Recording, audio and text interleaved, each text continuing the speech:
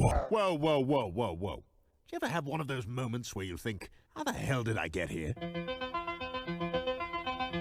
Jeez, what happened to me? I was ruling the galaxy, had a cherry new battle station. I mean, this place had an omelet bar, a straight-up omelet bar. And now look, my former intern's tossing me down a bottomless freaking pit. You know, come to think of it, my whole life has been a series of what the moments.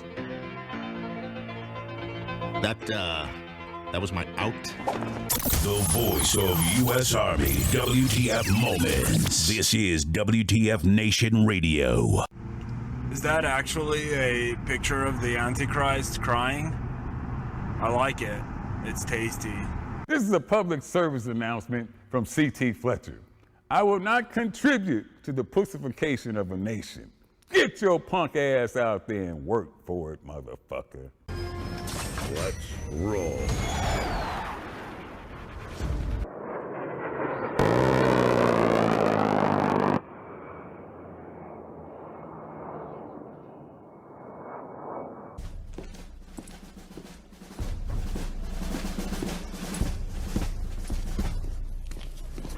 Morning, Sergeant Major. How do you know what kind of goddamn day it is?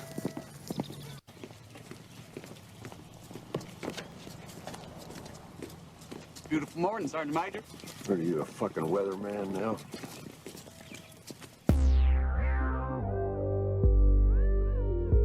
Oh, loaded.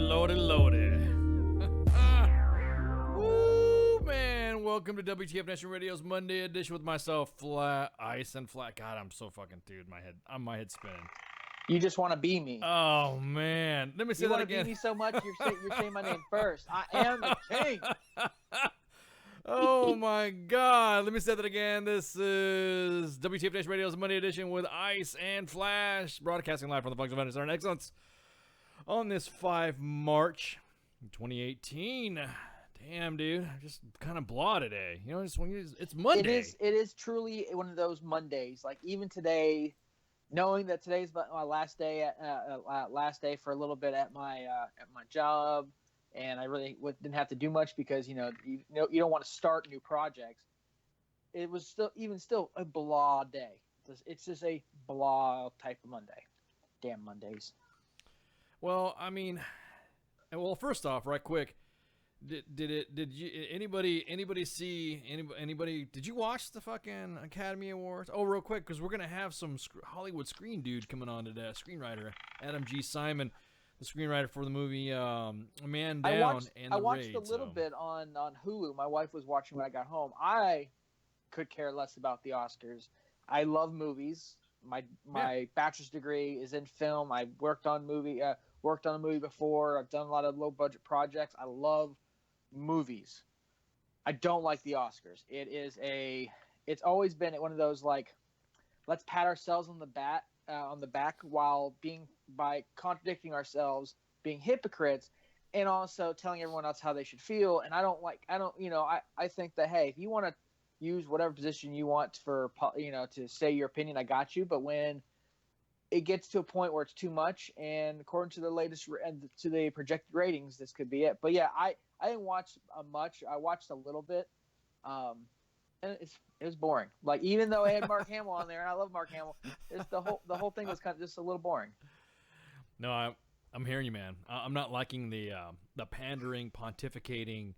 You must listen to what I say, and I just thought you were talking about the hypocrisy of everything when the movies that were being highlighted and the movies that were being nominated as best. I just. Because I'm like you, although I love film, and being I guess you'd say, I guess we can call ourselves radio journalists or whatever. I like to think so. Yeah, we kind of have to research our shit and then look it up before we start talking about it. So it was kind of funny that a lot of movies that were part of the controversy, like the It's Time or Time's Up or where the fuck that movement is, or the Me Too movement, was foreshadowed by one of the movies that was about 2 gay dudes, one of them being underage and the one being an older guy, and that won a fucking award too.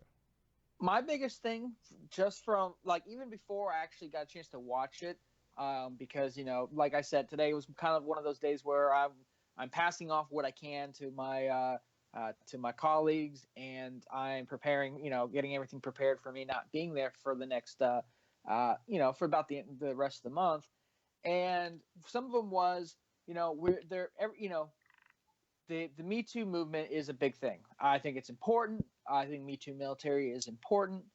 What I didn't appreciate was the fact that you have people that have domestic violence allegations, like Kobe Bryant. I was about to say, go ahead, continue. Thank you for bringing that up. And Kobe Bryant gets an Oscar. I mean, look at Ryan Seacrest. He's had sexual harassment allegations.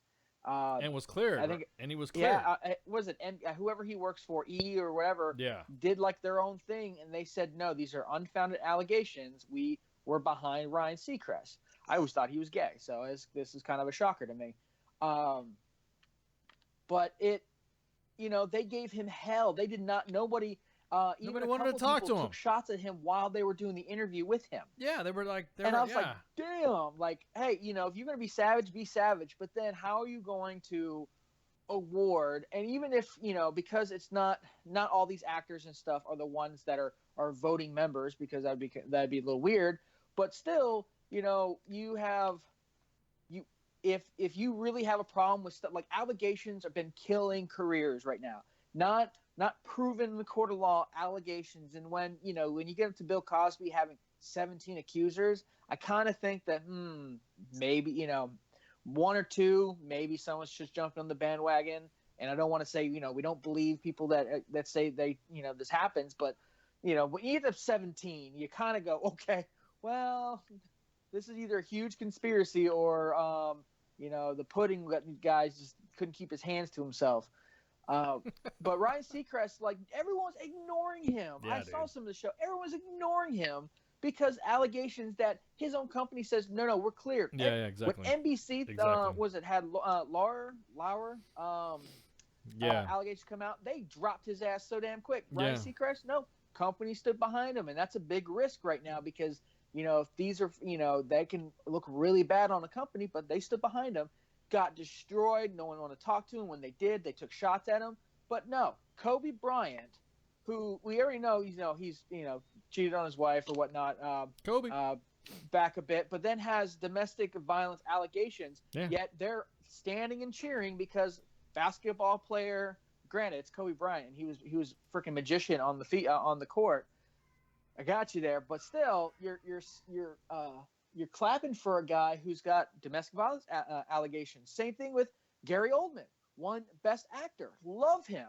He plays some of the coolest characters, like my boy Sirius Black in Harry Potter. I don't care, love Harry Potter, but he plays a lot of really cool characters. Domestic violence allegations. Clap for him, stood and applaud and everything. Okay, where you draw the line? How you gonna take shots at Seacrest?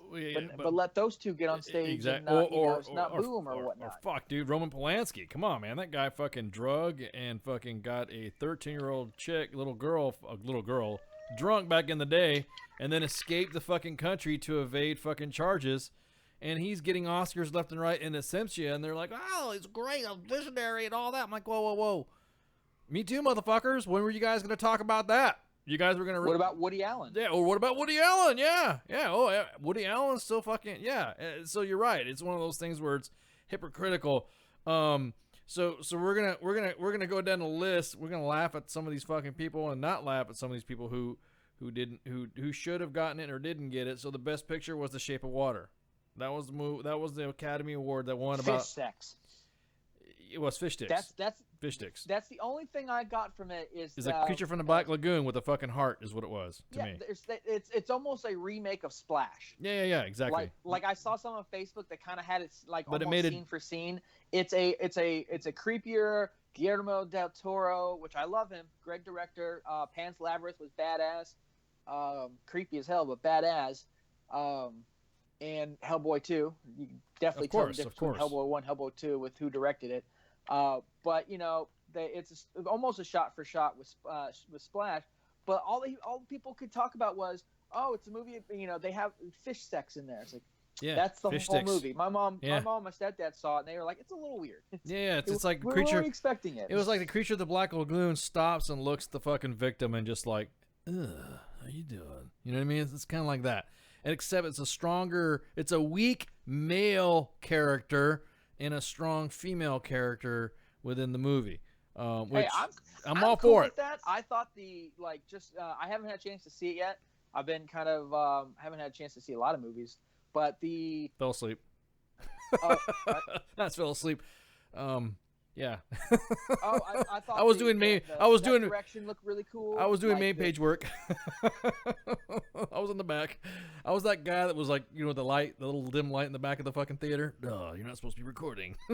I was that dude. I was like, this is it. This is kind of like, I'm like you. I'm like a movie guy.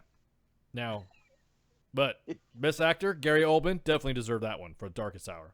Oh, I mean, take aside the rape, the rape. I'm sorry, the domestic violence allegations. Yeah. I thought that no one. That was my guy. I mean, come on now. He looked like Winston, like the old pictures of Winston Yeah, Churchill. exactly. Mad Dog's talking about making that professional development to watch that movie. Wow. It was a good movie. It's cool. Like it was from what I got to see in the movie. He looked great. He sounded awesome. It was a very well done movie, kind of like Daniel Day-Lewis did Lincoln along that line. It's a great movie. If you get a chance to see it, definitely go see it. I would actually say go see that over Shape of Water. But hey, you know, if you're feeling a little weird and you're having a beer or two, go see rent Shape of Water from Redbox or whatnot. Yeah, the next one was Frances McDormand for Best Actress. That was for Three Signs, which is pretty cool.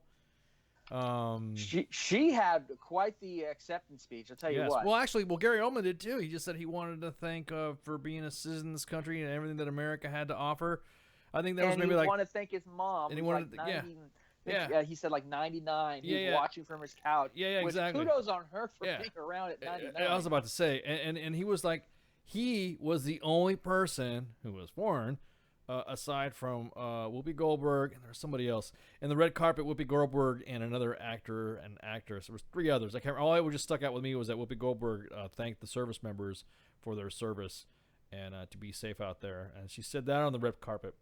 And then Gary Oldman said that he was proud of this great country that has been able to provide for him and for everything that he's been given. So. But Frances McDormand, she's the one that was the movie was called Three Billboards, and it's outside Ebbing, Missouri. And it was about powerful movie. Yeah, it was about to say powerful movie, and it actually has it has some resonating things about current society and current culture. Things cover-ups things and that have been going, Yep. that aren't being solved, that aren't getting the same attention as they should be. Correct. Correct. And it had a lot of great people. Was it the guy who won supporting actor came from that movie? Sam Rockwell. Correct. Sam Rockwell for Best Supporting Actor. And he's pretty cool. Like he doesn't get enough credit for the stuff he does. Doesn't. But, no, he doesn't. He's really great in that movie. It's a very powerful movie. And then they have Woody Harrelson in there too. If I'm correct, I think Woody Harrelson's in the movie too. He's in the movie too as well. But yeah. Say what? Yeah, he was in the movie too. He was in the movie. It's definitely another one of those movies that I would say go see. It's just something about the movie that it's got a lot of great themes. She plays a great character. She plays a very powerful character. And then her speech, I didn't mind. Like I know a lot of people. Like if you clicked over to Fox News, people were losing their. There's some articles losing their shit about it. About what? She was talking about female empowerment and that women need to kind of step into the role of, you can be powerful too. And then the only part was when she said, as actresses and actors, you should demand that a script is 50% diverse and even the crew is 50% diverse. And I'm like, oh my God, dude. See, that's where the cause gets all fucked up, okay, dude. My problem with that is, I've been working with some of these guys. Some of these guys are old, crusty white guys that have just been doing this shit forever. And then, it's not everyone is. You can't be diverse for diverse sake. It doesn't work like that. If you're Nor can you speed it up. discriminating against somebody who's not white, then yes, there's a problem. But if you can't go out and go, hey, we found three of the, we have 4 guys here, 3 of them are banging, 1 of them is okay, but the okay guy is Asian or whatever, and we have to hire them because they're demanding 50% diversity, and we need this slot to be diverse. It's like, well, shit, it's all about making a good movie. If I'm gonna put my 15, it seems like it's getting more expensive. My $15 for a ticket.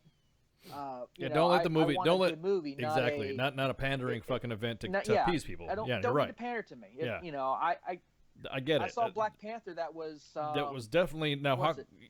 that was probably the most closest I think that I have seen to fucking its namesake in comics. Now, obviously, a lot of the Marvel universe tends to go away from the comics a little bit, but as far as closeness, and they like to scare it a little. They bit. scare it, but it was good.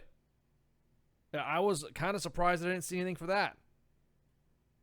Because it was good. They got a lot of love on the red carpet. Yeah. A lot of them kind of stayed kind of with like in character, and some of them and kind of doing some of the stuff they did on the set and in the movie. I mean, Black Panther, while it's not like some people are saying, oh, this is the the greatest Marvel movie. I won't go that far. I wouldn't go that far. And it was a good movie. It still hasn't outpaced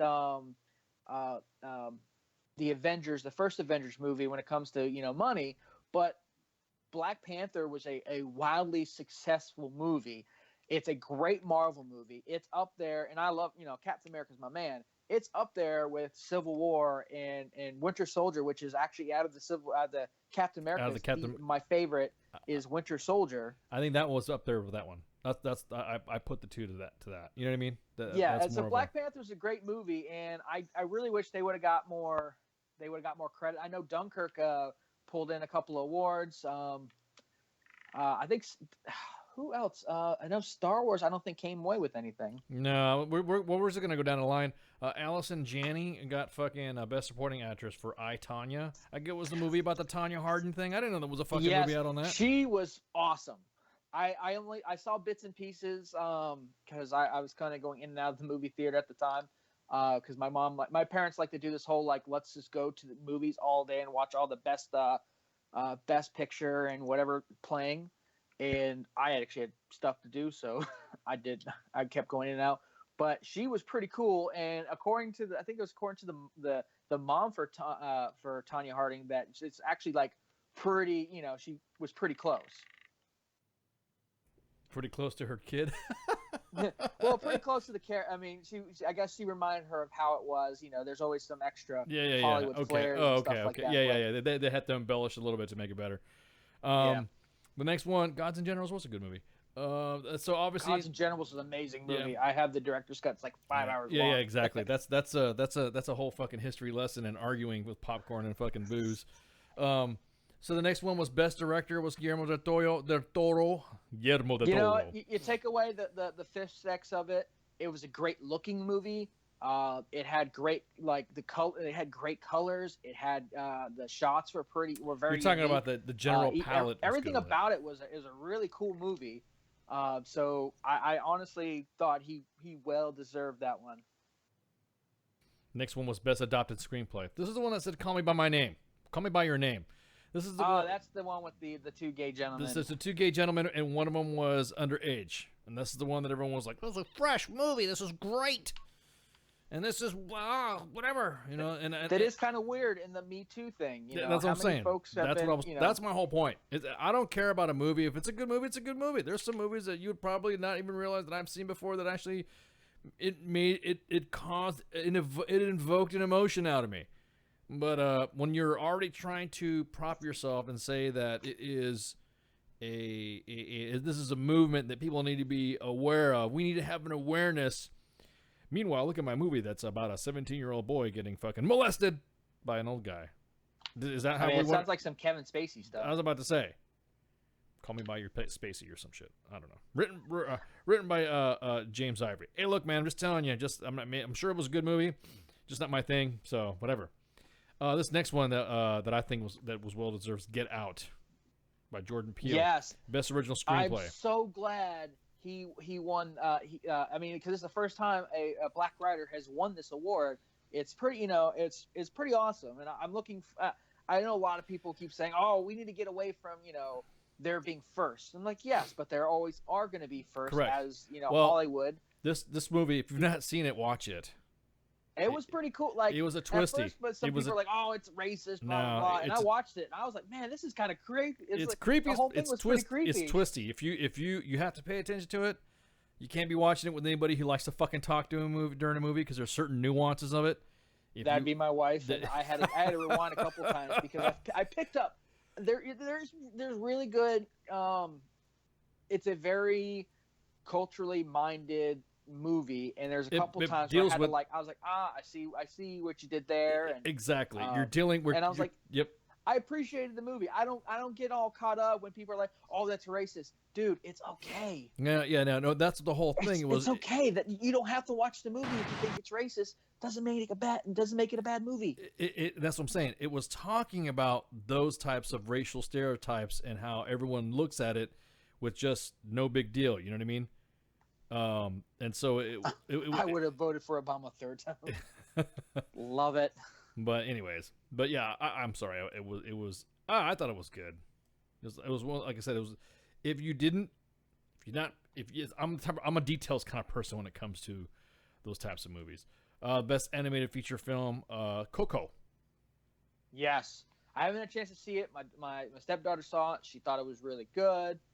It kind of reminded me of the Book of Life, just a little more like polished animation. Correct. Opposed to that one, which was a little more like story. It almost looked a little more of like claymation look to it. But it was pretty cool. It looked pretty cool. My daughter really loved it. It's on the list of movies. I have no qualms. I see animated movies as much as I see action movies. Awesome movies, an awesome movie, and I've heard a lot of great things about it. So I was really glad that won. Plus, there wasn't I don't think there was a whole lot of movies that I really thought would compete with it. Like when they said Coco was up there, I was like, yeah, that's gonna win. Yeah, it's gonna win. Yeah, exactly. I mean, when you kind of think about it, though, it takes a lot of investment, and a lot of time to make animated movies. There's movies that aren't. That's why there's more secretive about the animated movies than they are about the other movies, because it takes so long to fucking animate them, render them. You can't reshoot these damn animated movies. No, you can't. Exactly. The best documentary was Icarus.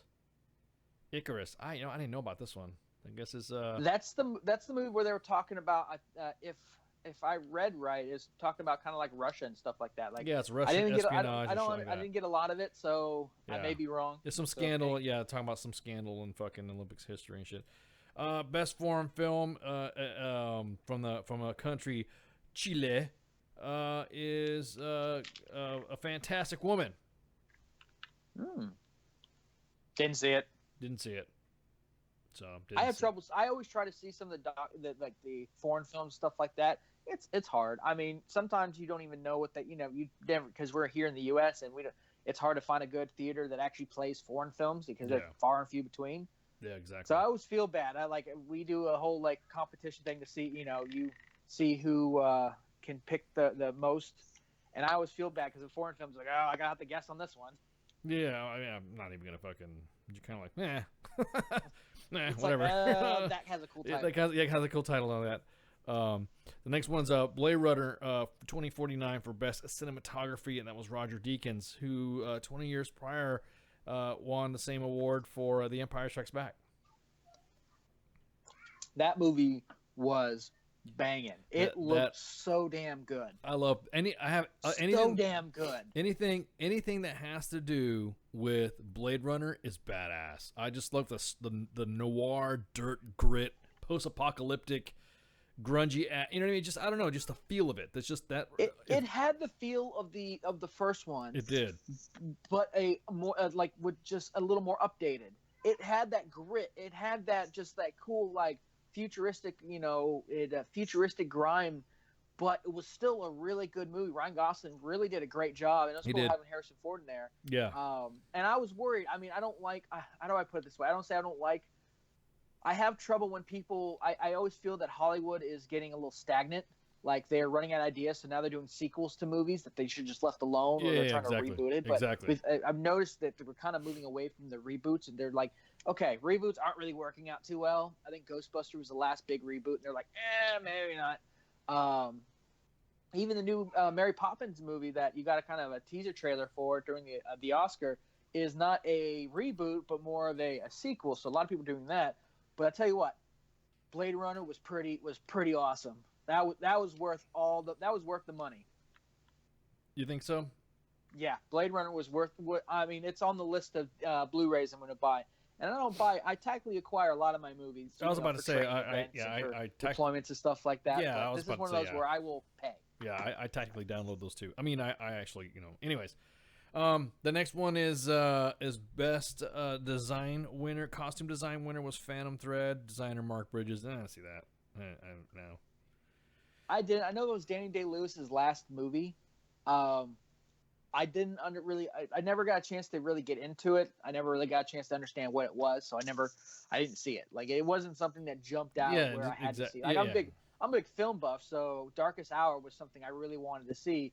Phantom Thread, even though I love Daniel Day-Lewis, it just didn't pop out at me. So next one is best editing, and that's Dunkirk. Dunkirk was a good movie. I mean, a lot of people are like, oh, it's boring, and then people are like, oh, they're whitewashed Dunkirk. I'm like, oh my God, people, please. It happened in Britain. The British Army, yes, had people of color, granted, but I'm so sorry that they did not show every person. Hey, we found all 15 of them, guys. It was cool. It was about Britain. Let's put it this way: if you made, it was one of those weird things that people were trying to, like, how do I put it? Get upset for being they're going overboard. Upset for upset's sake. No, yeah, that's what I'm saying. You're being going overboard. That was a cool movie. Yeah, that's like that would be like fucking. That would be like everyone getting upset if Black Panther was shown with all the actors like how Robert Downey Jr. was in fucking Tropic Thunder. Yeah. People would have the ass, right? I'm a dude playing dude disguised as another dude. Disguised as another dude. So get over it. Dunkirk is about white people during a time in Europe where white people come from. So get over it. That's just fucking the way it is. And then following immediately after, we just talked about that, base makeup and hairstyling was for Darkest Hour. And then, which was well deserved because Gary Oldman is fucking. Is Winston Churchill's badass. Some of the words and the phrases he was saying. Best original score was for Fish Sticks, Shape of Water. Best original song. Fish Sticks. Yeah. Best original song was for Coco, Remember Me, by who sings that one? Miguel. So, and then best production design. They had that person do you know how when they do the best, the songs and stuff, they always have them like perform it. Yeah. Brought Down the House. I saw that performance. Like I said, I didn't see much of the Oscars. My wife watched some of it. It's available on Hulu, so you can watch it if you really want to watch it. But it was that was probably a highlight for me from what I saw was they brought down the house with that song. Next one was best production design, which is of course Shape of Water. Best sound editing and best and that goes to what mixing. I was talking about. That the whole production, it was dark and it was very a Guillermo del Toro movie. You could tell. Yeah, exactly. It looked like it, and it was dark and wet, and it just it screamed him, which is fine because I like directors that do have that kind of touch to it. But it was a really cool looking movie, even if it's like if it's a weirder version of Splash, it still was a very cool looking movie. That's a good analogy. That's good. I'm glad you mentioned that because that was kind of it seemed familiar watching that. The best sound editing, best sound mixing for both awards was Dunkirk. Best visual effects. Yeah, that was well deserved, honestly. I think Star Wars got nominated, but they got nominated, but Dunkirk was. Yeah. It's hard to compete when you have to recreate these because I did that that was my kind of specialty with sound when I was in film school, and it's hard to recreate the sound, an accurate sound of machine guns and bombs and stuff like that. You can come up and make, you know, laser sounds and just call, yeah, this is what this laser sound like. But to make machine gun bullets sound the way they do and sound realistic, and the editing though is by far my favorite. Best visual effects for Blade Runner 2049, deserved. I'm getting tired of this fucking this cartoony shit now from watching Star Wars, man. I still love my Star Wars. You're not. No, I love Star. No, I love Star Wars. Don't get me wrong. I'm just saying that it's now. I mean, yeah, Costa got it right. Dunkirk was a loud movie, but then again, it was loud at Dunkirk. Yeah, I like that. It was true. I mean, with Europeans. I'm sorry, I'm just trolling the audience. Best documentary short subject was Heaven is a Traffic Jam on the 405, written by John Stiefel. And then best animated short film. I thought you were about to say John Stamos. Yeah. This next one is best animated short film was Dear Basketball, Glenn Keane and Kobe Bryant. Yes, that Kobe. And then The Silent Child was best action short film winner. So that was pretty much it. So here's the reason why I didn't watch the Oscars. I want, like you said before, Flash, I want to be entertained.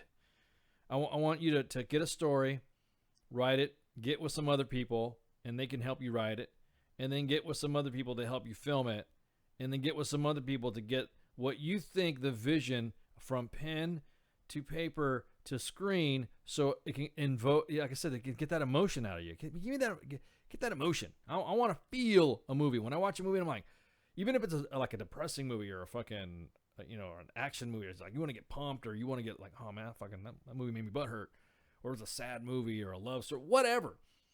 But it's not. You're there to fucking have. It should be other people grading you on it. It's because this looks like a fucking. This looks like just somebody was just, I don't know. Like I said, it was pandering to each other. It was almost like all of us saying we are the best. We're the best radio ever. I mean, we are. But it's always. I mean, all these award shows, except like iHeartRadio, which has been more of like, hey, because people, you know, it's not the Academy, it's not this organization. It's, you know, that's kind of why when it comes to especially music awards, I really like the iHeartRadio one, only for the sheer fact that people actually have to vote for it, and it's not like it's not like, hey, you know, these people voted, you know, yeah, I voted for my buddy. It's fans actually had to vote, which is kind of cool. So, I mean, these shows have always been kind of pandering, and I don't even mind when the show is pretty much the Oscars over the last 2-3 years have turned into nothing but this is a political show, and oh yeah, we're awarding people for movies. And it didn't used to be like that. And granted, it's never not been like that. For people like, oh, the Oscars. No, there's always been during the Vietnam War, even during the World War II, whether they're like pro country or hey, our country's kind of messed up. There's always been stuff like that. So I don't care. It's that there was supposed to be a fine line, and they even said, hey, you know, the Oscars even came out with the people in the Oscars like, hey, this time everyone kind of, hey, let's enjoy the movies and the people that make them, and a little less on the politicians that piss us off. But then Jimmy Kimmel steps out, and there goes that. Irony. It's been getting too much, and you know, there's a reason why that they're. I haven't seen the official, but they were looking that this was going to be the lowest viewership of all time, down to like 16.9 or something like that, and then last year was like 22.3. So I mean, they're dipping even more, and whether it's people that, especially folks that maybe voted for Trump, that don't want to hear all the negative thing about, you know, this administration or whatever, but I do feel that there were some great movies this year. There wasn't maybe a ton of like spectacular ones where it was going to be harder to decide. Thought there were some great movies this year, but there always seems to be overshadowed by everyone wanting to make a political statement. It's not like there's onesies and twosies in there. It's everyone wants to make a political statement. Now, there was good statements. There was the women empowerment one that I really liked. There was the lady who, I think she won, the lady who won, who actually signed her acceptance speech for a girl I guess she was I think she was working on the movie or something, but she signed her acceptance speech, which I thought that was very powerful. I was even okay with the whole, that they were joking about they had the Kenyan and the Pakistani folks that were on there, and they're like, we're dreamers too, and it's like, okay, but then there's Jimmy Kimmel just ruins it. I think Jimmy Kimmel was the.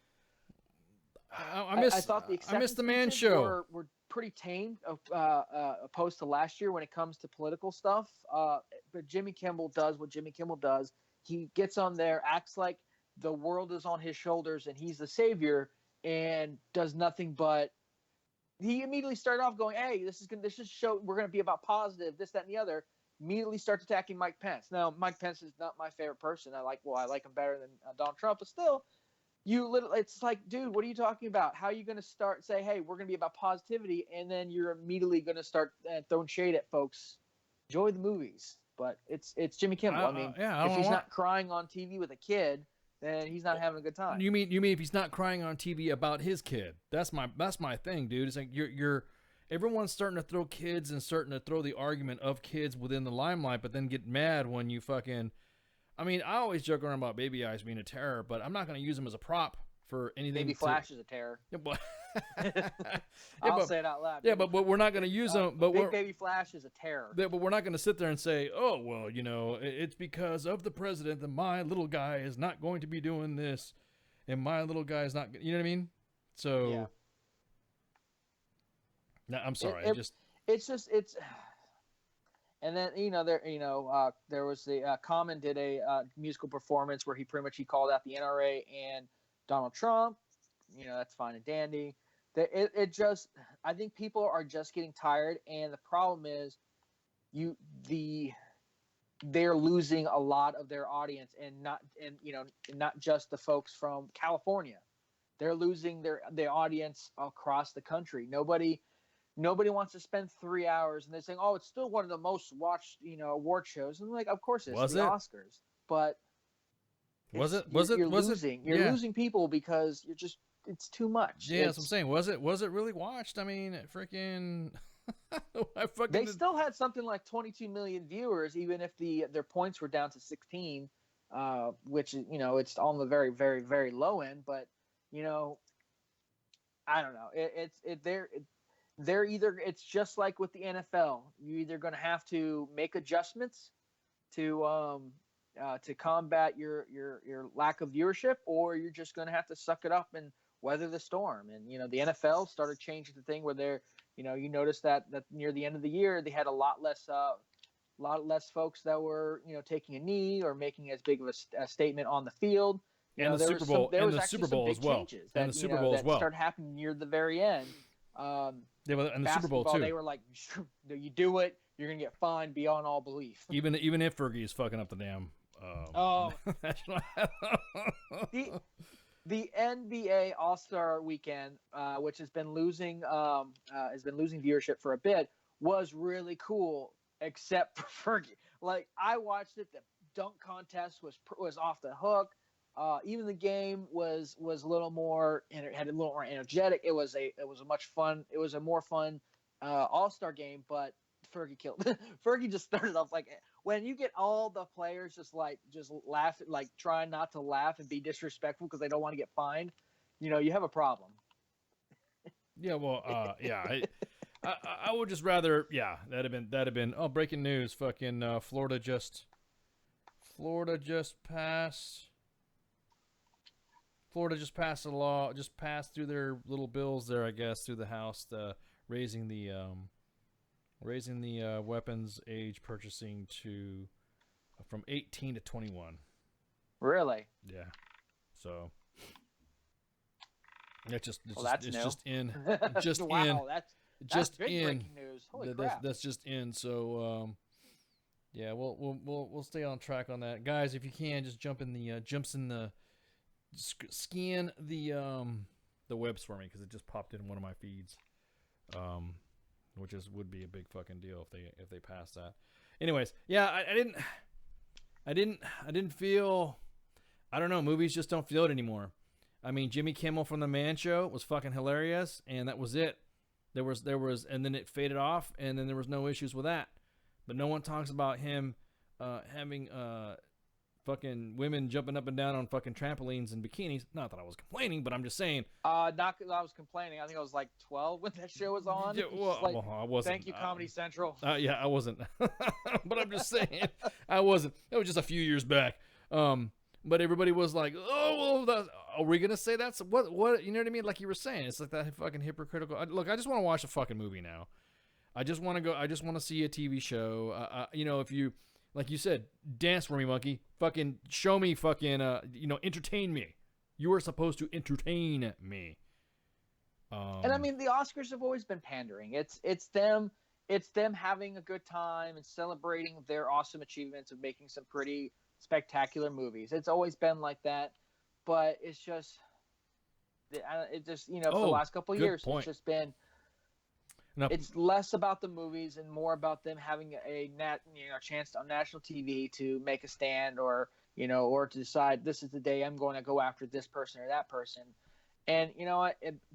You lose your message when you're being hypocritical. If you are so much for the Me Too movement, and you're so much for, you know, you're gonna just douse Ryan Seacrest with hate. Yeah, standing applaud for Gary Oldman, who I still love Gary Oldman. Don't get me wrong. But was it true? Did he really beat his old lady? He has allegations, not convictions. Yeah, not saying, like not convictions. Proof, but exactly. Allegations and Kobe Bryant.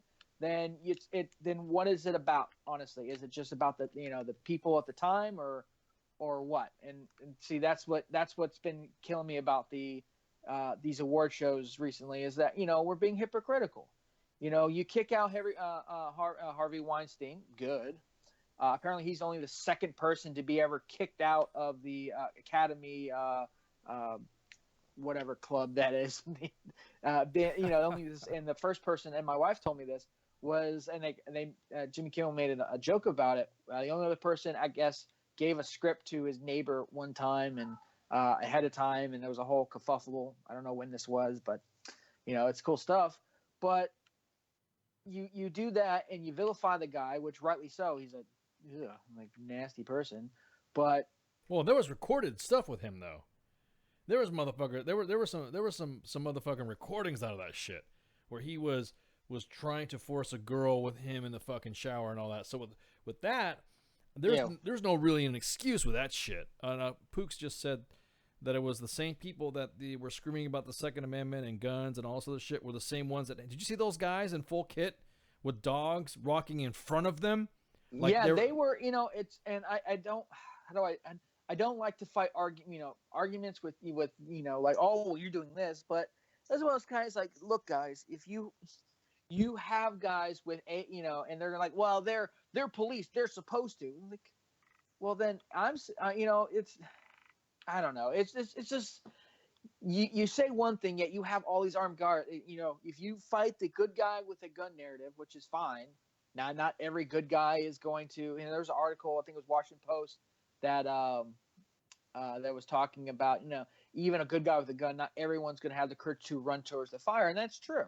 We've been deployed, and we've seen, you know, it's not until, and you don't know what you're going to do until bullets start flying and the shit happens, whether you're going to, you know, freeze for a second and then move on, go straight into battle, or turn into that one guy in Saving Private Ryan, Umpum, and totally freeze and stuff, like the Broward County Sheriff's Department folks. Zing, fuck you guys.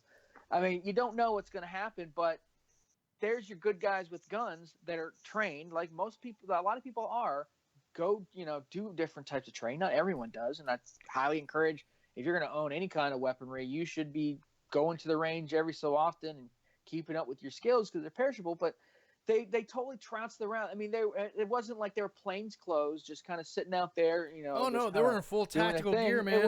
They were full kit. They were like they're about to go and they're about to go take out a dictator. Or something. Yeah, exactly. I was like, say that's what I'm talking about. Walking up there talking, and I almost feel like they did that on purpose. I think there was kind of like a little bit of, you know, but you know, it's just like all the memes that you're seeing. You know, it didn't work out for the Indians. Hey, give us your guns. Why? Because we're here to protect you. And then, you know what I mean? Going back to what I was talking about, my Friday Night Freedom rant that I had with Jay Radio on the show when we were talking about what's next. You know what I mean? What are we talking about next? We're going to talk about the situation with fucking it's going to be 28 right now. Now I got it. And it's Florida Senate passes bill raising age to buy guns. The Florida State Senate passed a bill Monday that would raise the age to buy a firearm from 18 to 21 and require a 3-day waiting period for gun purchases with some exceptions. Before, it used to be cash and carry, but now it's not. So now Wow, it's... so it's just a firearm, not a particular one. It is a firearm. Now, there was another one was called the School Safety Act that was denied. And here's where I was talking. I don't want to get fucking on tinfoil. But it also had a measure to discuss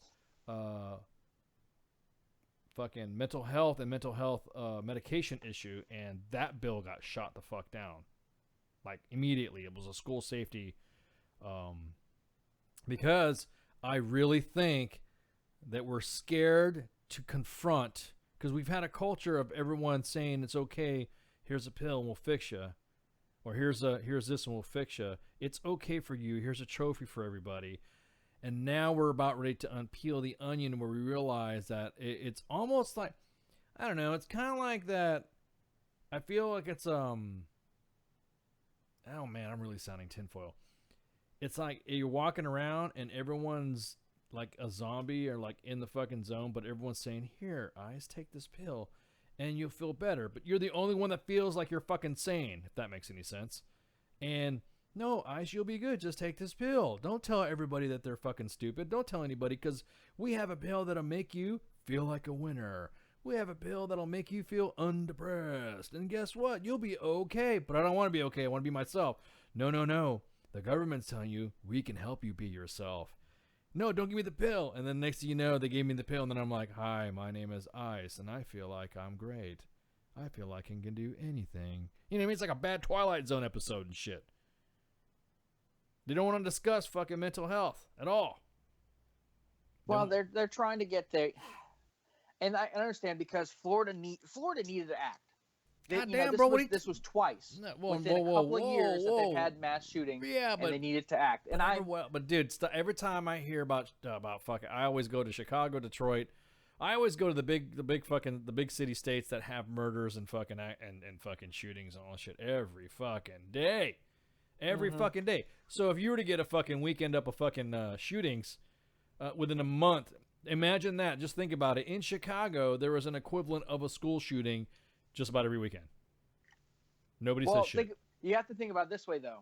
They don't. It's not. These things happen like unless it's like last Memorial Weekend, where there was like something like 10 or 15 murders or whatnot over the weekend.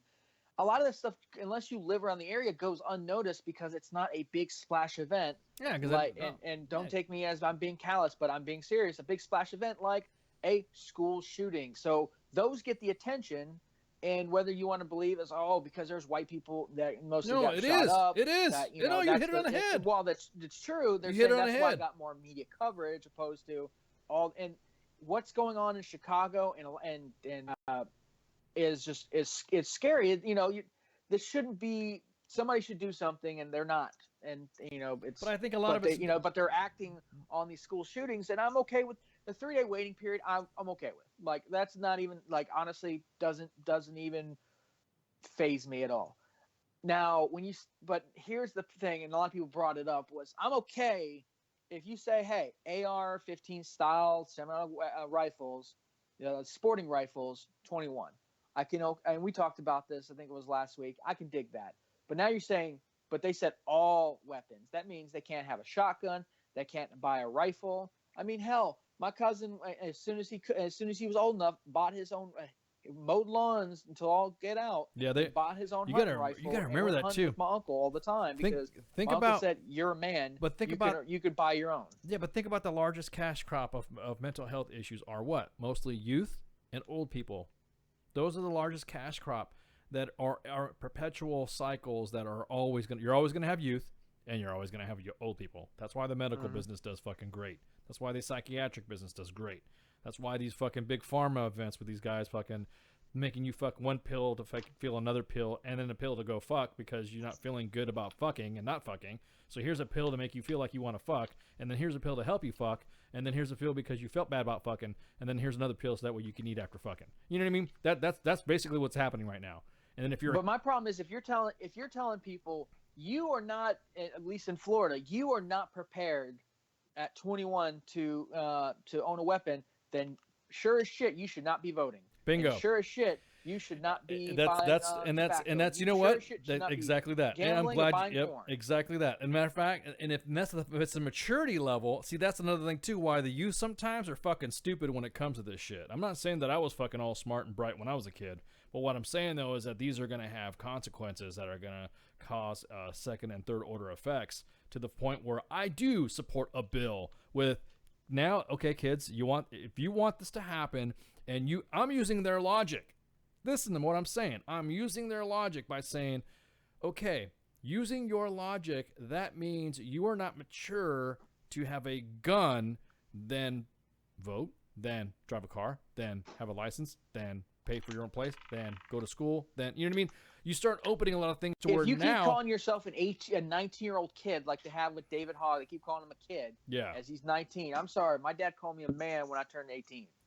Yeah, same here. You're an adult. Fuck out of here. Good job. As an adult. Yep. So you're saying, to me, this is not just if you're saying, like, again, I was cool with the assault rifle, the sporting rifle being a 21. I can be okay with that. But when you say all, that's what they're doing. There you've lost me. And it goes to, people want common sense gun laws. And I think that we're at a time that it's not a bad idea to do that. But when does common sense become, we're just trying to be overprotective? I got mine. If you did I got 21 mine for a sporting That's rifles. right. 21 for everything. 21 for everything. Fuck it. You little shits. You little shits want it. If you're gonna do 21 for all weapons, then because voting, that 21. Sorry, for instantaneous, my vote doesn't kill 17 kids. You're right, children. You're right, David Hogg, Emma Gonzalez, and all you other kids that are protesting. You're right. My vote does not wipe out 17 kids, but a rifle does. So you're right. That's good. Any weapon, 21 years old. I got mine because I'm like in my 60s, so I'm good to go. But now that goes for driving too, because 130 teenagers are killed every fucking day on our fucking highways and American highways that are caused by fucking drinking, reckless driving, and fucking distracted driving. So you know what? You don't get a fucking driver's license until you're 21 either, because you could kill with that. You can't kill with a vote. Mind you, we're going back. We're starting to, you want to increase the level of responsibility where you feel, mind you, using your logic, not mine, using your logic, then yes, we'll give you, you can't even get a fucking job. Matter of fact, that gives me as an employer 100% complete rights to say, I can't hire you or give you a full wage because you're not 21. Once you're 21, then you could be a big boy, a big girl, and get a full wage. Because what they're not realizing, what they're doing, and the third order effect or fourth order effect, is they're not causing employers to say, now this is a liability issue. This is a liability issue. So now I could say, well, you do it for the Second Amendment, so I'm not required to give you an equal pay gap or equal. It doesn't matter what the fuck your gender is at the time, or what you decide is the new fucking pan whatever. Super cis, expeditiosis, califragilistic gender you want to be, then you can't do it. Sorry, the 21. 21's a fucking 21. And if you don't like it, then fucking chill. Drinking, 21. 21. I guarantee it. If you want to expedite this process too and ensure, and here's what another key factor in this whole thing though, Flash. Parents. Where the fuck are these parents? Because the only people that I see speaking against guns are fucking screaming little kids. The only one who I see people speaking for guns are adults. So if I was speaking to a fucking senator or a cop, seen some of it on Facebook and stuff like that. They're disrespecting little fucks. CNN, MSNBC, and a couple other outlets will not give a voice to what they don't feel is right now the narrative for majority of mainstream media and a lot of other people is gun reform. Now, not everyone is in agreement of what kind of gun reform. Like I said, I'm for some. I hate the word common sense gun reform. Shut up, dude. Common sense would be don't shoot people. That's the common sense. But I'm okay with changing up certain things, like I've already mentioned twice or 3 times right now. But you're going, because people are, again, either they're like, no, don't tread on me, which, hey, that's cool, hey, that's what you want to do, or people like me going, hey, no, don't tread on, no, don't tread, don't go, no. don't maybe not go full semi-automatic on this, and bring it back a little. You can make changes without making people feel like you're trampling all over them. But what's happening is the folks that are on my side and going towards the straight, come and take it people, they aren't getting a voice. They aren't getting, and when they do, they are crucified. Which I don't blame them. Maybe having the spokesperson for the NRA, I think making the rounds is maybe not the best for this, because no, they're very why, Flash, no, why should everyone else get the fucking voice? Why should everybody get that fucking opinion out? And why should everyone have to now browbeat people who support the Second Amendment? That's well, my thing is, what I'm saying that's is, bullshit. She's always on there. They don't bring anyone else for, other than like the 2 or 3, sheriffs that everyone, mess with the cowboy hats or whatnot, or it's always her talking about. They don't bring out the common person or somebody who was at these things that, they're not bringing out the folks that after the Pulse nightclub and a large section of the gay community out there starting up their own gun clubs, and not gun clubs like they're going to be like gay KKK and shit, but I'm talking like they are concealed carrying, they're training, they're preparing because they don't want this to happen again. You don't see them on TV being interviewed going, I think that we should be allowed, if people are going to have guns out there, then we should be allowed to too. You don't see that. You don't see the ROTC kid who wanted to ask the question during the town hall, and he pretty much told the news outlets, like, I wasn't given the opportunity, and because they didn't like what I was going to say. We're not seeing any of those people. The only person we are seeing is the already vilified spokesperson for the NRA. That's my point. I think everyone should get a voice. The problem is mainstream media, other than Fox News, don't get me started. Person getting a voice that's not anti-Second Amendment or I want way too many gun laws is the NRA person. No one else is getting that voice, but they're bringing on every form of the spectrum as long as their narrative is gun reform. And that varies from both, my stance to abolish the Second Amendment. So that's what I don't like is everyone should have a voice, but if you're not easily vilified because you have the NRA on your name, you're a spokesman for the NRA, which is, if you watch, I was watching Waterboy on Netflix, is the devil. If it's not easily, I can vilify you because you work for the NRA, they ain't going to bring you on because it's hard to fight. Everyone's using the emotions of the people affected, but nobody wants to use the emotions of people affected that still are like, I still should be allowed to have this kind of weapon because I want to, because it's a founding father given right. And it's part of our Constitution. But, shall not be infringed. Shall not be infringed. Not shall not be infringed in case of condition of or crying whatever. Kids. Yeah. Shall not be infringed. So we're gonna. I hate saying that because I feel so horrible for saying that. But why? That's shall not be infringed. It's part of the fucking thing. It's part of the Constitution. It's a very traumatic thing. I mean, holy shit. I mean, I've been shot at, but I've never been shot at where I didn't have a weapon either. That I can't even fathom what they went through. But I also am not going to let my emotions trump my logic and go, yes, it's a horrible thing, and I'm so sorry for you. But now you're trying to effectively change me. I mean, this kid could have easily had grabbed pistols. I mean, I guarantee I've talked to several people. They're like, every time there's a shooting, they're like, please be a pistol, or something else other than be a shotgun this time. Just so it's not an AR-15 or something like that. Well, we got to take a break. We got to take a break because we got to get our guest on. And Hell then, yeah, we do. And then we can shoot the shit with Adam and see how, because he's going to talk about movies and shit too, and his movie, and we're also going to, of course, I'm going to bring up some of the shit too, because he knows the shit. So everyone, take a break and get some. That's what I'm talking about. Let's get some shouts, and we'll be right back. Shouts.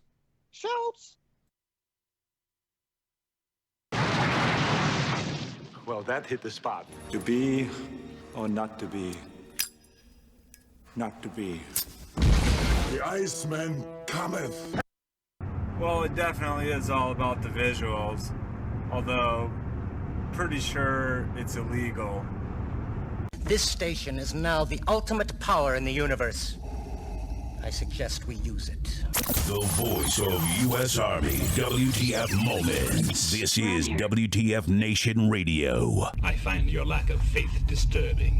I am here determined to stop this future atrocity. Everything stated on WTF Nation Radio is to be considered the opinion of the person that stated it, and not an official representation of WTF Nation Radio or U.S. Army WTF Moments. Price does not include tax, title, or license. Some assembly required. Each item sold separately. Batteries not included. Objects in mirror are closer than they appear. If conditions persist, contact a physician. Individual results may vary. Keep out of the reach of children. Avoid prolonged exposure to direct sunlight. Keep in a cool, dark place. And please enjoy the show. Shots. And we're back. Back with our man, Adam G. Simon. What's up, big man? What's up, brother? How you doing? Dude, man, long time no hear. What you been up to? You staying out of trouble? Did you go to the Oscars last night? Did you? Hell no. I was about to say, dude, I didn't figure you would be the type, but I had to ask because I know y'all got some screenwriting hangouts and stuff like that. I didn't want to offend anybody by not saying they asked. No, man. Nah, I don't. You know, I went. Here's the thing about these award shows is like I work security for a number of years, checking bags and doing stuff like that. I did that for the Golden Globes. I also did it 1 year for the Oscars. And that was enough to make me never want to go. I was about to say. That's it. I never want to go. And then I did go back 1 year for all that, like the after party type stuff. And that just kind of sealed the deal for me. I'm like, never again. And while all those people are out partying, I'm just writing and doing work and getting stuff done. So go out, get drunk, you know, do whatever you're going to do. I'm going to get some work done. Yeah, but, you know, isn't that most of the places where you do some of your networking while somebody, like, I don't know, some big production company's drunk off their ass, and that would be the good time to throw your pitch? You know what I mean? With that, is that usually how it works? Nope. No? Oh. Nope. Okay. You know, that's a hard pass. That's a hard pass. That's a hard pass, man. And you know what? That's the lie that they sell to you. Really? Know, all these people that have kind of stars in their eyes, actors, writers, whatever, you know, whatever. When they come into town, they're like, you got to mix. You got to get out there. You got to get to the parties. You got to get to the events. And it's like, man, work doesn't get done in those places. They're looking to get drunk. They're looking to, you know. Do some weed and get some hookers and shit and all that. Right. I mean, I get it. Well, whatever. Like, whatever their thing is that they're into. Now, like, promoting your film and getting it out there and doing that stuff, that's a different story. But these, like, award shows, think about it, man. Like, and I get it. I get the kind of, you know, the kind of hate that Hollywood can get. But that, like, you know, Oscars, Golden Globes, MTV Awards, SAG Awards, Directors Guild, Producers Guild, what else? Spirit Awards. I mean, you've got dozens of these award shows, and that's just here domestically. That's not even internationally. That's not the British Film Academy Awards and any of that. So with all the campaigning, because it is a campaign. Yeah, of like, course. make no mistake about it. It's not just cast your ballot. Like, these guys are out campaigning. They're hitting the road. They're doing Hollywood Reporter and Variety roundtables and all this other stuff, and they're campaigning to win. So you do that for a year, and it ends up just looking like a year-long circle jerk. Like, I don't got time for that. Stories to tell and things that I want to do, and it just, you know. And the hats off to everybody who won, by the way. Like, Sam Rockwell's a fucking amazing guy. I was about to say it was a long time coming for him, though, man. Yeah. I mean, it was a long time coming for him. Yeah, that guy's been working for a long time. Gary Oldman even longer. Like, that guy's been in the game for forever. So yeah, like, you know, I'm very excited for people when it's just not my thing, you know? Yeah, I it was one of those things that me and Flash were talking about earlier. It just didn't seem like it was, when they were talking about the type of films that they were being awarded for, and we went over the Oscar lineup, which, you know, we had some questions about, hey, really, a movie about, you know, the creature of the Black Lagoon meets Titanic. Grinding Nemo. Yeah, exactly, Grinding Nemo. You had that. I loved it, man. Yeah, I thought it was really. But it was like, what we're just saying. But it was, if you're trying to discuss the Me Too movement and the It's Time movement or whatever, I kind of think that that's not the place to put it. That's if you're, because you already got one movie that's Call You by Your Name or something like that. It's about a guy who, I'd say, seduces or whatever an underage dude, which, I'm thinking, isn't that what the whole fucking Me Too drama was about? Anyways, was taking advantage of the younger actors and actresses in their specific situation. Did it? I mean, that's what it seemed like to me. That's not the place to do it. Yeah, I mean, you know, it's an interesting time. It's an interesting time because, you know, Joe said something really interesting the other day. He said, you know, it's a really good time to be a good guy, and I'd agree with that. I think, you know, there's a lot of us that are out there working and just, you know, this idea too, dude, about like a Hollywood elite. Like there's some of that. There's people in the upper echelons. There's people that, you know, are trust fund kids or whatever.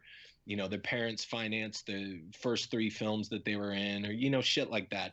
But the majority of people that I know that are working in this town, editors, sound designers, directors, producers, writers, actors, like these guys are all fucking living below the poverty line. Yeah, I was about to say. And even some of these people that are at the award shows that you see on the red carpet, they're just fucking struggling to get by. There's very few that are like of that top freaking, you know, tier of money where they could just kick back and throw stacks into fireplaces. Yeah, I was about to say it would be because some of them immediately after their award show, they're going out to their next gig, or they're going out to find out what their next job's going to be. Right. So, and on that Me Too thing, I think there's wonderful shit that's happening. But I think the mistake that's happening, and by the way, dude, side note, like what's happened in Hollywood and those kinds of things pales in fucking comparison to the shit that goes on in Washington. Oh, I was about to say, yeah, we were because we crack on everybody anyway. So yeah, preach. Yeah, exactly. Because we have some people that work in the circles too, and we're like, what the fuck? Because that's what we're saying. This is like House of Cards. Yeah, even worse. Yeah, exactly. But I do know I can speak. The only thing I can speak on, I don't know everybody's situation, but I am familiar with Gary's situation, and Gary Oldman, his wife made ex-wife said some things about with the domestic violence, that he grabbed her by the throat, hit her with the telephone, and those kinds of things. Now, after that allegation was made during their battle that they were having, their custody battle, Gary fired back and said it's an absolute lie. It never happened. She's using it to try to get custody or whatever. And then after that, no charges were filed. There was no civil case where anything was settled out of court. And on top of that, Gary got full custody of his kids. So, everybody, I've seen all these headlines, like throwing Gary up there, right next to Weinstein, and throwing him up there next to Woody Allen. I'm like, hold the fucking phone. And by the way, since that time there's been bump-kiss about it. It's not like, some of these other things where it's like, oh, somebody's accused and then they're paid hundreds of thousands of dollars, millions of dollars to shut up.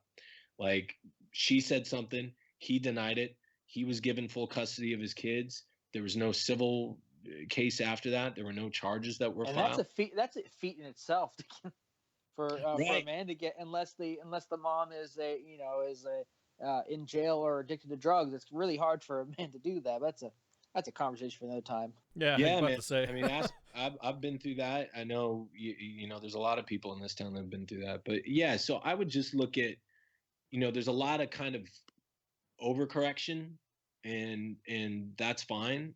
But we're equating that, if I come out and go, hey, this guy did this guy said this, then automatically it's like, okay, kill him, take away his career, fuck him, he's gone. Yeah, done. yeah. Well, on that note, how do you feel about Ryan Seacrest? These allegations came out, and then his own company came out, was like, we believe Ryan, we think he's a good guy in the clear. And then during the Oscars, especially like people that talk to him, nothing but just shade. Like the savagery was like unbelievable. The guy dissed and like 4 people talking to him, and they were dissing him at the same time they were talking to him. Yeah. I don't know, man. Like, I always think, it's always on a case-by-case basis. And again, like, I just don't fucking listen to Ryan Seacrest. Like, I really don't. I give a shit about Ryan Seacrest and his fucking dental implants. Like, I just don't care. But I would say, like, case by case basis, and this kind of notion that, ding dong, the witch is dead. We put a stake in the heart of Harvey Weinstein. Now we're done. It's like, buddy, like that ain't even a quarter of the shit that goes on. Hell no, exactly. And by the way, it swings both ways, and we've heard bumpkiss about the other side, meaning like I've been in meetings where I've had female producers or whatever saying, oh, I want this actor on. Well, why? Because I want to have some alone time with them or whatever. So yeah, like you see like kind of both sides of that manipulation that goes on behind the scenes. So I think things are getting better, which is the good thing about it. But I always try to look at these things on a case by case basis. And I heard you guys talking earlier, and I think the Woody Allen thing is a good case in point. Like it doesn't, and it's crazy to see these online fucking trolls like on Twitter and all this other stuff talking about like, what is the definition of is? Yeah. Like, oh, was it? Well, it was his stepdaughter, but he waited until she was 19, so I guess that's okay. And it's like, no, asshole. Like, this girl was under his roof when she was 9. Like, give me a fucking break. Yeah, exactly. Like, it's gross any way you slice it. It's fucking super icky. Yeah, super icky. Exactly. Super gross. Did it seem like? Did it seem like everyone kind of because there was a Golden Globes before that, and they were talking about how everybody. Did it seem like to me? It's just like there was just like an attack on dudes. It just really seemed. It almost seemed like dudes were kind of like taking a step back and didn't want to test the waters with a bunch of angry actresses in that award show. You know what I mean? It just seemed like. Oh, I don't know, man. Dude. I didn't want. Yeah, I sat down. I had a script that I was going over and polishing, and another one. I get really neurotic when something gets kind of when stuff starts moving, like when people start attaching actors and stuff like that, and moving on projects. So I started going over the stuff that I've written. I've written 4 scripts since January 1st. So I started kind of going over them with a fine-tooth comb and saying, okay, did I miss something? Is there something here? Is there, just looking at stuff. And then, so I threw on Baby Driver and was just riding. I completely skipped the Oscars, but I did see, who won. Yeah. Yeah. Sam Rockwell and I go to the same boxing gym. Oh, no same shit. Really? Oh, no shit. Frank goes to. Oh, wow. Yeah. And Joe. Yeah. God damn. Okay. Yeah. It didn't go boxing with you. Shit. No way, dude. I'm old, dude. I don't get my ass kicked. Fuck. I'll watch or something like that. I'll take notes or fucking have a drink. Can you sign this bruise right here? Yeah, exactly, man. You beat up an old man. Sign my crutches. I did jiu-jitsu for a long time, and have always been kind of off and on with this guy Higan Machado. But it's so people don't realize, like, one little move or you get in there with some young buck or some fucking actor who thinks he can come at you 95 miles an hour, and now you got a separated shoulder, you got ligament damage, you got all kinds of freaking problems. So I've kind of weaned myself off that and just been sticking to boxing. Can we take a second of the Oscars to appreciate the fact that not only did Jennifer Lawrence look hot as hell, but the fact that she was drinking and pretty much was pretty drunk the whole time. Dude, she's always like that. She's always like that. What are you talking about? I won't you ever lie, seen I all have of a her huge shows? crush on J-Law. Sometimes, my dude. wife knows I would marry Jennifer Lawrence in a heartbeat if she would ever say yes to me. But she's the best. She's the best part of watching the Oscars to me. Is she's always like she's one of the few people that you watch and you go, that person's enjoying the shit out of this thing. Whether it's falling up the stairs to get their Oscar or just like sitting there where everyone else is all like trying to be prim and proper and everyone's doing these nice claps and she's sitting there straddling her chair with a glass of wine. Oh, yeah, you're one of myself the off a little bit. Trump got elected. You're one of those guys that's just like, oh, he doesn't care. He doesn't give a shit. He's just going to go in and wreck shit. Like, I just don't care. Like, I'm going to support this guy. When it comes to Jennifer Lawrence, fuck yeah. Oh, man. Yeah, Jennifer Lawrence is the Trump of the Academy Awards. I'll second. I love her just non-giving a shit. She goes there and she's like, man, I don't even care. Let's go. Here's the thing, though, man. Like, a lot of you got to think, like, I don't take whenever the camera, I'll just say this. I'm not gonna. I have a point. I have a list of people that would love to jump into the ring with me, and it's long. But so I won't start another one. But I will say this: anytime a camera is on somebody, belief is already suspended. Like, and that's live TV. That's an appearance on Jimmy Kimmel. That's anything. All that is just. It's campaigning, it's politicking, and it's just it's not real. So well, hey, if J-Law ever just hears this and wants to fight you, you feel free to tag me in. 100%. Yeah, I got you. I will whatever, dude. No problem. I will let her beat on. I No, got indeed. you, Adam. Don't worry about it. I'm sure. So that's amazing. so check this out. So now, on one of your posts, you talked about the march. Yeah. And so, is it now gotten to?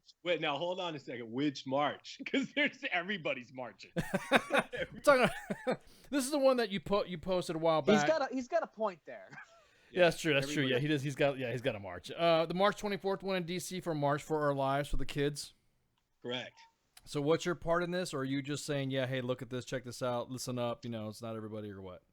I've donated and support those kids and got the word out about it. There's an interesting thing happening around the gun debate, and you got Dana Loesch, or Dana Loesch, however you say your fucking name, that Crypt Keeper kind of video that she had where she's like, the Hollywood elites, the Stephen Colberts, the Hollywood, like she just couldn't stop talking about Hollywood. And she's like, they're going to try to take our guns. Nobody's fucking, like, I don't know anybody. Like, and I'm dead serious. I've had long conversations with a lot of people, not just in this town, but just regular people, about the Second Amendment. Nobody's trying to take anybody's fucking guns, and that's not what they want to do. I saw a video of a former Navy SEAL the other day for NRA TV, and he's like, anybody who says they don't want to take your guns, they're flat out lying. That's what they want to do. And it's like, no, asshole. That's what you and this girl want to do, is stoke everybody's fears, so it shuts down any possibility of a rational fucking conversation about this situation that we're in as a country. Like, it shuts it down. The second that you go, don't listen to that motherfucker, he's going to try to take your gun. It's just, it's crazy. And that's not, like, nobody that I know. Now, there are some fringe elements that I'm sure that's exactly what they would like. Turn in every single gun that you got, melt it down, try to do what happened in Australia. But I don't think that's what's happening. And the reaction to these kids coming out and saying, we survived this thing, we want to be heard about it, this is what we want to say. And the reaction to them has made me disgusted as an American. It was live from InfoWars, we're finding out these kids are crisis actors. They're paid by the deep state. This kid's father was an FBI agent. Like that kind of that was shit. A pretty good Alex Jones impression, man. That was pretty good. I can give Joe Rogan a run for his money on his Alex Jones impersonation. But they were labeled as crisis actors and all that. Then they're, fuck you, kid. Like this. Then that one, douchebag. What's his name? Preet.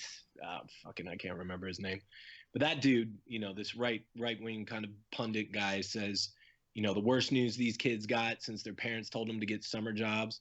Like, okay, now you're labeling these kids as some kind of elitist. Like, they had their friends yeah. I know who you're talking about now. In front of them. Yeah. If anybody's got a right to talk about this shit, it's them. And this idea, now I've, much like, you guys can attest to this. I've trained with weapons. I've worked with these guys, Progressive Force Concepts in Las Vegas, Nevada, former Army Rangers, great fucking guys, really great crew of people out there at Nellis Air Force Base. And we've been out there and we've hit hot houses and done all kinds of stuff. I know all the teachers I had in elementary school, grade school, high school. So these guys that are struggling and paying out of their own pocket a lot of times in the public school system for lesson plans and materials and classes, You now want them to have access to guns. Well, we're going to train them. Okay, cool. So you tell me how, like logistically, how does that work? Because I haven't heard any proposal that fucking makes sense. It doesn't. And anybody who's dealing with those types of situations, like the guys that I've trained with at Las Vegas SWAT, this really great guy, Chad Lyman, trains all of Las Vegas SWAT. And he's like, that's the worst kind of a situation, is coming into a building and going, okay, who's the bad guy? Yeah, who's the bad guy? And then on top of that, as you guys know, once you introduce, this is why you do stress inoculation training. Once you introduce adrenaline into the situation, you now have tunnel vision, your heartbeat's racing out of your face. These guys aren't taking, live fire and going through boot camp. They're doing some fucking 60-hour, whatever, 100-hour mandatory training, like a CCW, whatever fucking training. That's what they're lining up for these guys. So, now you introduce all these stress factors: screaming, yelling, chaos, your blood getting pulled from your extremities to your core, the tunnel vision, all this shit. And now you want to give that motherfucker a gun? Okay. Once you start doing that, when's going to be the first instance of the student stood up? I thought he had a weapon. I was afraid for my life, so I dropped him. And then the conversation turns into, well, the student should have listened to like the same conversations we're having about police shooting unarmed individual. Like, I'll pull my fucking kids out of school. It'll be homeschool. Fuck that. Like, that's not happening. I remember Mr. Nichols, my math teacher. If he had a gun, he would have shot me 8 times point blank in the fucking face if he had a chance. Well, a lot of people don't, like I said, I went on a fucking rant. Quite the opposite. But again, that's why we want to have people come on here, because we're not hearing everybody. And I want to, we want to hear everybody, because, you just brought up some of the tenets of CQB and all that, exactly what you were just talking about. And I don't think, my biggest issue is the fact that, yes, these kids are, like you said, nothing could be taken away from what has happened to these kids. But now I think some of it is knee jerk. Yeah, and it's the same thing with any kind of movement. I would agree with you on that. Like even with Me Too and all these other kind of movements that people have, there's an element that can creep in of this kind of McCarthyism, this kind of thing that starts to occur. And I think, like I used to do security consulting for businesses. And so if I was looking at a school as a business, I would say, look, there's certain weapons that we need to take a look at. I think, we're in the land of YouTube videos of, some bumblefuck 16-year-old holding, modified automatic shotguns in each hand with like that Tommy, whatever, that Tommy gun clip exactly. in each hand, and just shooting fucking randomly in the air. That's the country we live in. Like, we ain't that far removed from crazy from crazy shit. Yeah, right. So, there needs to be some discussion about responsibility, enforcing the laws that are in place, making it more difficult for the mentally unstable to get their hands on weapons. But at the same time, with schools, let's take a look at, maybe metal detectors, maybe making damn sure that there's an armed school resource officer inside the school at all fucking times. Where I was, there was actually there were police officers, school resource officers, but there was 3 of them at the public school I went to here in LA. And, there was always an officer inside. He didn't, some of these rural areas, these school resource officers will kind of come and go during the day. But where we were, there was always a guy there who could address a threat. And if a kid was warning, or now with media, if they're posting on Facebook and saying they're going to do something, let's take a look at that kid. I'm glad you brought it up. I'm glad you, so do you think more, do you think more that the media is not, this is what we were just talking about earlier.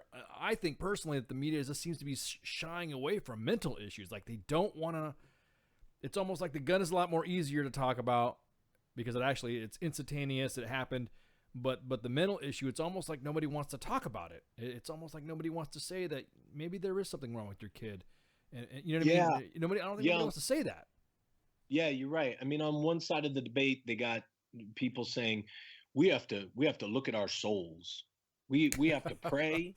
We have to look at our souls and look at what we're doing as parents. And it's like, that's cool, buddy. You know what that's gonna get us? That kind of fuck no.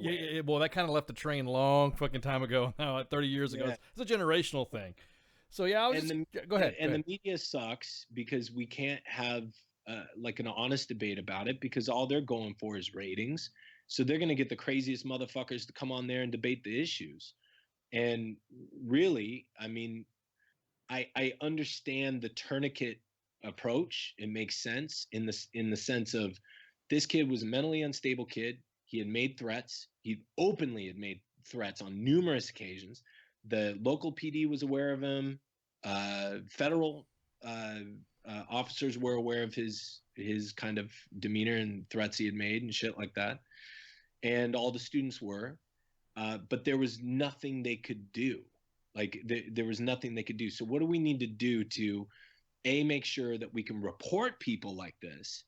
And then number two, make sure that a motherfucker like that can't just walk into a Walmart and walk out with an AR-15 in minutes. You know, you can't just walk in there and go, okay, I'm going to get this. And now I'm going to go, you know, do whatever I want to do. And, you know, that's part of that equation has to do with the gun. But I also think that equation has to do with reporting. It has to do with databases that talk to each other. And nobody likes that. No, they don't. Because on the right, nobody likes that because then they're like, oh, big bad brother. I mean, dude, let's be honest about this. That like InfoWars and fucking Tommy Lahren and all these other motherfuckers are promoting this idea that the government is going to overthrow us. They're going to slave us. They're going to put us into FEMA camps, and that's what they're going to do. So you better have all your weapons ready. We had a going back and forth and a tirade last week. Well, mostly me. I was fucking talking about the whole thing, and we had it a little bit earlier before you came on. It's that, you know, fine, if we're starting to look at what is considered too young to own a firearm, then let's look at other things that we might consider too young because of what it does. We discussed driving or we discussed alcohol. We already got alcohol on the books already for 21, but guns, voting, other items, you know, getting a fucking driver's license. But something, if you're going to go to one extreme, you have to kind of have that ripple effect going on, because then it just looks like it shall not be infringed. You know what I mean? That looks like it's what's the age we're looking at here? What is the legit age? I'm not saying that it's, if you're going to have one, you're going to have the other, but you better fucking make up your fucking mind and have the discussion instead of just going, no, you want to have an international database. Well, we have driver's license for that. Well, you better have this. You got a social security card for that. Well, you need to have anything that's tracked. You got bank account numbers and you have all this other shit. Equifax can find more fucking information on you than getting a fucking a mental evaluation, if that makes any sense. Absolutely. And I had kind of a similar conversation, but the guy was like, really, I mean, when it boiled down to it, he's like, the government's going to try to take my guns and then they're going to enslave me. And I'm like, okay, so you're planning on shooting American soldiers and federal agents. That's what your plan is. Your plan is they're going to send in the military and you're going to fight them. Cool. Good luck. Like, good luck. Good luck with your fucking shotgun. Good luck with your fucking AR-15, because you going out and shooting paper targets ain't going to be shit against one Marine, let alone five. Yeah, I own several of my stuff, but I'm also good to go. My background check. I'm comfortable with a background check. You know what I mean? I'm good to go with a background check. I mean, the whole reason why that kid in Texas shot up that fucking church before he was taken out by somebody with a gun was because the Air Force and the Department of Defense failed to upload his domestic violence information into a national fucking database. Yeah, but they fixed that now. Dear God. There was a report that they had like pushed through like 20,000 of similar reports, and thank God. And one thing you said, and that I completely agree, is that the problem is we kind of talked about this at the end of the last hour. is that there's no one actually having a debate or even a conversation like we are here. Everyone is either grabbing the extreme people like the NRA spokesperson who is one extreme, and then we have folks that are like, doesn't matter if they're candidates or congressmen or whoever on the other extreme, and everyone's just trying to get ratings. There's never, or you have the Lion's Den that was the CNN town hall, which I'll give Rubio credit for going there, knowing that it was not going to be pleasant for him, but he at least went to have a conversation. Whether and CNN tried their best to keep it so they can have the conversation, but we're not. I mean, it's too easy for us to sit here and talk about, well, what about this or what about that, and actually come to an understanding about guns in our culture. But we're not, and it's not for a lack of trying. It's for the fact that you have people like that are so scared. Oh my God, the government's going to take my guns. Yeah, okay. And then you have folks that are like, well, we should take their guns. Like, okay, go away. Nobody wants to have that middle ground. Nobody wants to have exactly. Yeah, I would just approach it. I mean, my kids, I would just approach it from a comprehensive approach. Like this is what we need to do, and take a look at school safety across the board. Like this is what we need in place. My kids are at school. There's got to be a school resource officer or two, depending upon the size of the school. At every school, you screen kids that are coming in, and part of that school resource officer's job, which I'm not shitting on them. They do a great job, but I've worked with several over the course of my life.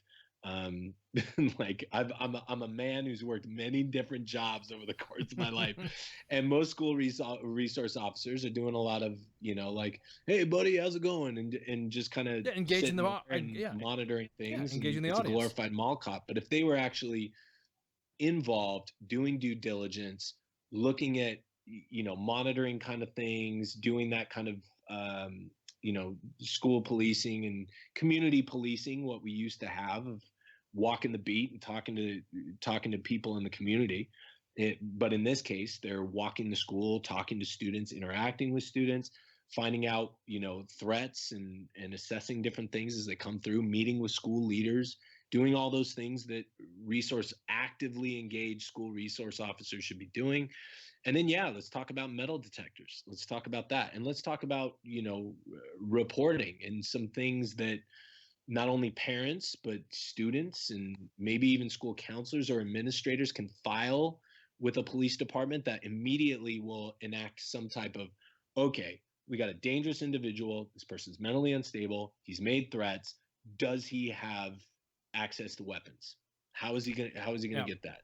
Do his parents have weapons? No. Okay, cool. Well, let's flag this dude. So anytime that he goes in and presents a driver's license, tries to get a weapon, he can't get one. Cool. Well, here's the thing. Yeah, exactly that. We raise the age. We just say, all right, fuck it. We'll just raise the age to 21. But does that solve it? I just think it needs to be kind of comprehensive and looking at it from all angles. Details. And you're 100% correct. I mean, my wife and I had a conversation, especially after they came out that the resource officer was outside, and I was like, I had, in the county I was at, we had a county sheriff's deputy in the school.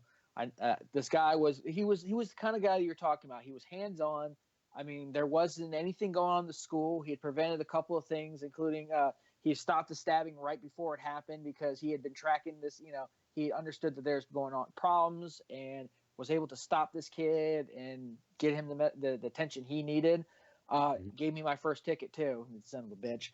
But I mean, he was hands on, and my wife looked at him. She goes, if something like this happened when you were 16, 17 and in high school, do you think he would be the guy who would go in? And I said, honestly, I said that guy. I said yes. I said he cared.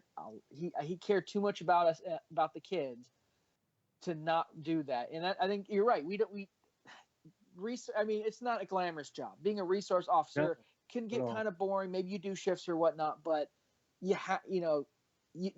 can't. I think this now proves, and at least to this, hopefully to that department and every other department on watch, that you can't just put somebody who is flat-footed, who does, you just want to put them where they can't do any damage. We need people to feel safe, and now everyone.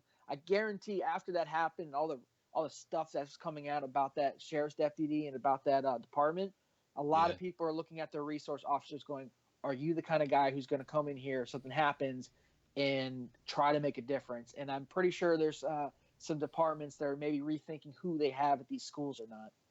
Right. And man, you bring up so many excellent points. And even to the extent of, so a guy who trains constantly to maintain his status as a police officer and is working and active and proactive as a police officer, if that guy has got a fucking problem with running into the school, then the guy who ever since he was a kid just wanted to teach science, just wanted to teach drama, we're now going to put a gun on that guy's hip and expect him to do the job. Okay. Good luck. Fucking good luck. Like, you know, it's just, I mean, I just go back to what I know and what I've seen. And I remember going through this protective service operator course, and there was a guy who was smashing dudes, like moving and shooting. We were doing elevator drills. We were clearing rooms. We did all these drills together. This guy had never been in the military, never done any of that. He was a private security guy. And when we went through stress inoculation, the first time that one of those dudes went, "What the fuck are you doing? What the fuck are you doing?" And then, you know, was shooting guns and bullets were flying and, you know, all that stuff was happening. Like, he shit his pants. His shooting went to shit. He couldn't reload. He couldn't do anything. He was shaking. He said he was talking about having nightmares for weeks after it. It was like, Jesus Christ, dude. Like, you know, so like, that's what I know. So, you know, there's those factors, and that gets so fucking messy. It's like, to me, it should be clear cut. Plus these policies that schools have about sheltering in place, I think that's a very good point. Like, you know, secure the doors, put automatic locks on the doors where you can secure rooms, you know, stuff like that. There's security features that can go into schools that can help. Yeah, hardening them up. Right now, I told my daughter, I sat down with her and I said, you know, she said, "Dad, what do I do?" Because she had a kid threatened to bring a gun to school, and they sprung on it, and local PD did a really good job, and they got this kid locked down, and lo and behold, you know, Dad had all kinds of fucking weapons, and this kid actually brought a gun to school but didn't do anything with it. So she said, "What do I do?" And I said, you know, well, let's talk about the school. And it turns out regular doors, no, you know, manual locks, shit like that. I said, "Bella, you hear gunfire, you run away, and you get out of the school, and you keep running until you get home. You don't go into a closet, you don't hide, you don't lay down on the floor, you don't get under your desk, you get the fuck out of there. And then you call me." Yeah. And that's it. Like, you get out of there. And you know, this idea of like, okay, kids, hide under the desks. And then, I mean, that one school was heartbreaking to hear about this one kid where these two kids were like holding the door and volunteered, like, "No, we're gonna hold the door, and he's got to come through us to get to you guys." Yeah. Like, kids should not have to fucking be making those decisions in the United States of America. Give me a fucking break. Yeah. So yeah. Anyway, sorry, we could go. No, we could go. I was we could actually go all gonna night. say, I'm We could go very all much night. enjoying this conversation. It's great to actually have somebody who wants to have a conversation about this. But I'd be remiss if we didn't talk about what are you.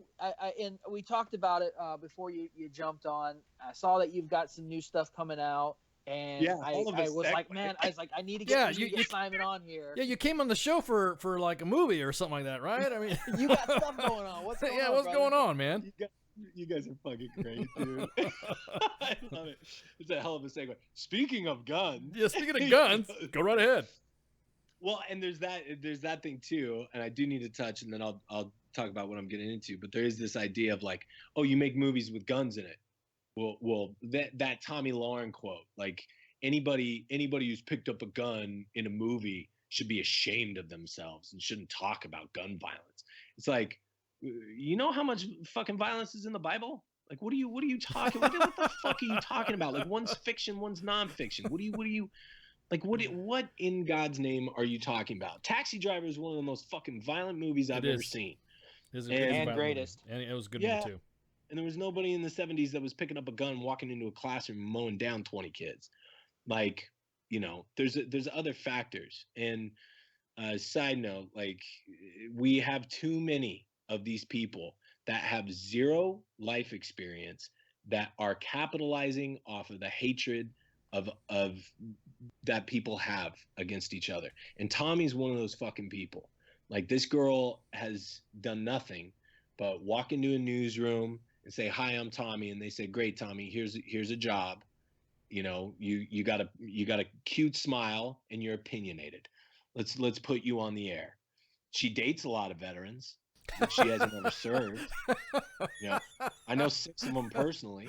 Oh, the way you said that. The way you said, I love it. The way you said that. I love it. You know, it's just like, but she's got no problem, man. Like, just fucking clickbait, and people eat it up. She just chums the waters, and she's just cashing in checks. That's what she's doing, and it's ridiculous. Anyway, what do I got going on? So the Raid, which I'm really, dude, I'm so fucking stoked about this. It's just good to be working with great people, and I got no problem throwing love around. I've said this. Ditto Montiel hates me talking about him, but I got a lot of love for him. I got a lot of love for Shia. But Joe Carnahan and Frank Grillo, like, they're two of the greatest people I've ever had the fucking pleasure of working with. They're great dudes. Just about the work, and we've banged out 2 projects. You know, one right now is kind of going through the mix, going through back and forth with Netflix. It's called Point Blank. It's with Gaumont. Great people over there. And then this one, The Raid, is do you guys remember that film, The Raid? That was the Rangers. No, that's the Great Raid. Never mind. That's the Great Raid. The Raid is the one that takes place in a high rise. It's Gareth Evans is the guy who directed it, and it's about this team of SWAT officers that go in the building to get this drug kingpin, and they get trapped in the building, kind of in the vein of like Dredd. Yeah, if you ever saw that. Yep, exactly. I was about to say. Yeah, so, you know, they wanted to do it, and there was some discussion, and we talked about it. My first question to them was like, why the fuck do you want to remake this thing? Like, it's great, it's classic, it's amazing, and it's got kind of a cult following. And Joe just had this really cool jump off point, like this really great idea about making it.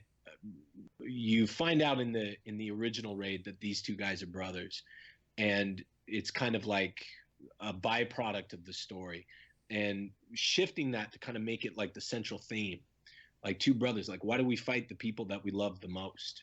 You know what I mean? Like, why do we, you know, I've had some of the biggest knockdown, drag out fights with some of the people that I care the most about in my life. Like, where does that come from?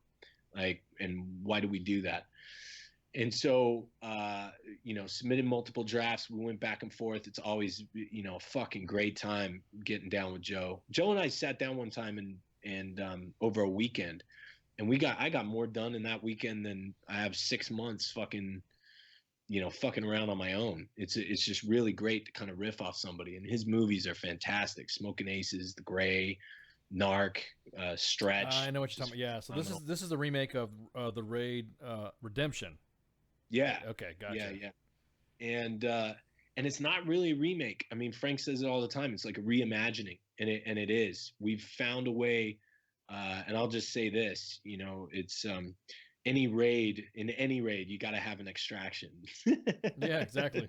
Exactly. So, you know, it's just, dude, it's so great, and it's action packed, and it's just fucking kick ass. We're working with XYZ Films. And they're phenomenal. I mean, these guys are just hungry and lean and mean, and so we got that one. Point Blank's with Netflix, and they're working out the logistics of that right now, and you know, and Joe and Frank are shooting Boss Level with Mel Gibson right now. out in Georgia, and that's a badass film too. So it's just going to be, you know, these kind of movies that they're making. War Party is the name of their company, Joe and Frank, and they are the name kind of says it all. Like they're kicking ass and fucking taking names. And that's exactly where I want to be. So after you did Man Down, and you said you working with Shia, I remember last time you came on last spring, and how's he doing? He's doing great, man. How's he doing? I have such a different vantage point than I think most people do. Man Down was really great because it found its home in the digital space. Like we're killing it on digital, and it's great. He's doing fantastic, man. He did this thing, Take Me Anywhere. Yep. Which I think they just premiered at Manchester. And that's the one where talk about balls, man. I mean, that fucking kid, him, Luke Turner, his three partners, or his two partners, that's the thing where they put out the GPS coordinates of where they were, and anybody could come pick them up and take them anywhere. Yeah. But they documented the whole thing. They had cameras, they documented the whole thing, and they put it together. You could watch it on Vimeo. And it's really kind of fascinating, and the things that guy went through. We kind of shoot love notes to each other every now and then. But he's working on a project right now called Honey Boy that he wrote. And he sent the script over to me to get eyes on it and see what I thought about it, and it's phenomenal. I mean, it's so fucking good. And it kind of explores the relationship that he had, you know, with his father. And it's really great. It's fantastic. I think you're going to see some phenomenal work coming from Shia. And he's been doing phenomenal work. Borg versus McEnroe was great. So yeah, I think over the next year, you're going to see a lot of projects coming from him. Yeah, I remember you were saying last time you came on, you were talking about how like you said, you see him in a different vantage than what TMZ sees him, or what fucking trolls see him as. So it was kind of interesting for you to provide that insight, because Man Down was a powerful film. I mean, it got you thinking. You know, I had an experience with an actor. Do I want to do this? You can do whatever you want, man. Come on. Well, I'm just thinking if I want to dive off the end. I mean, I already choked this dude out. Hey, we already brought our swim trunks, so let's go. Fuck yeah, dude. I'm about to say fucking hey. You ain't got to hold back. You know, it's that thing, dude. Like there was an actor I was doing jiu-jitsu with him, and we sat down. I ended up getting the better of him, but we ended up, you know, sitting down, and before we kind of, you know, rolled together. We were training together. He said some things about Shia. He started talking shit, and I just said, look, man, like, he's a crazy uncle for sure, but that's my fucking crazy uncle. Like, don't fucking, you know, run your mouth. Like, just, you know, that's my guy. If you got your opinion about him, fine, but it's just ill-informed because you don't fucking know the guy. Like, you know, I'm able to do what I do now because of him. And that's not just Man Down, that's post Man Down. Like, I work with Shia on a couple things post, you know, doing the film. So I just said, dude, like, stop. Like, what are you doing? Then we started rolling together, and the motherfucker, you know, tried to take my head off. He's one of the reasons why I don't want to do it anymore. So, you know, I got choke on him, let it linger for a little bit. Yeah, because nobody knows how to play fight anymore. And then after I let this dude up, he proceeds to kind of run his mouth about Frank a little bit. Oh shit! Like, not really dissing him, but just saying like, oh, I could just fucking bullshit. And it just, I don't know, man. Like this is what it comes down to. Like, you know, there's people that do work, and there's people that talk about doing work, and there's real tough guys, like real fucking tough guys. And I've met them, and I've met some actors that are real, like, they'll fucking put their hands on you. Like, you know, Mel ain't somebody you want to fuck around with. You know, that's one. You know, some of these guys that are like, you know, they're no joke. Like John Barenthal is no joke. Like, that dude, you know, he spent some time in a Russian jail. You know, oh shit, I didn't know that. Dude. Damn. You know, but some of these guys, they think, you know, getting a bunch of tattoos and putting on a fake accent, you know, makes them tough or something. I mean, maybe they've just been playing tough guy roles for too long that they just forget, you know, they got to get, it's that old thing. Like everybody's got a plan until they get punched in the mouth. You know what I mean? So that's that stress test, stress inoculation you were talking about. Stress inoculation, boy. I put this guy through it. I put him through it, and he knows. He's checked on him. I've had some people have like checked him and been like, dude, you fucked up. Like you shouldn't have done that. I mean, I'm nobody, right? Like I'm fucking nobody. But I think the thing that people forget is like I came from nothing. And then I had to eat shit sandwiches for fucking 12 years. You know, I had to sleep on a park bench. I had to go to the fucking shelter. You know, I had to try to, you know, I used to fucking hitchhike, bro. Yeah, like I would hitchhike from California to fucking Utah to see my kids. Yeah. And all the dangers and kind of crazy shit that happened in that fucking adventure. So, you know, there's nothing that anybody can say to me. You won't work in this town again. Don't you know who I am? Any of that bullshit. That holds no fucking weight over me, dude. So, you know, I don't care who walks through the door. Like, we're equal. Like, we're all equal. And that goes for the guy running cable to the dude that's starring in the movie. Everybody's fucking equal. Yeah. So. Exactly. So, you really can't tell us what's going on with The Raid then as far as the story, but it's just basically, you said it was a reimagination of the original. Right. The thing that I can say is that it follows the premise of what you can read online. Gotcha. That these guys are trapped in a building. It's got a military aspect, which the original didn't have. It's got a fucking heavy military aspect to it. We're saying something about it, and it's kind of the story of two brothers in the war that we all kind of wage within ourselves. You know, that black dog and that light dog that we all got within us, that kind of struggle. And I'm very fortunate, man. And look, like the only marketable skill I have about myself is my output. Like I just work a lot. And when I'm not working, I'm freaking the fuck out. Like I have to write like every day or shit goes off the rails. If you see me going ham, like writing paragraphs on Twitter, you know shit's going wrong. Like Adam's in trouble. So like I always need to be working. And the beautiful thing that I'm really fortunate to be involved in right now is that I can be involved with two guys and Joe specifically on this, that I can write something, send it to him, and what he sends me back is better than what I wrote.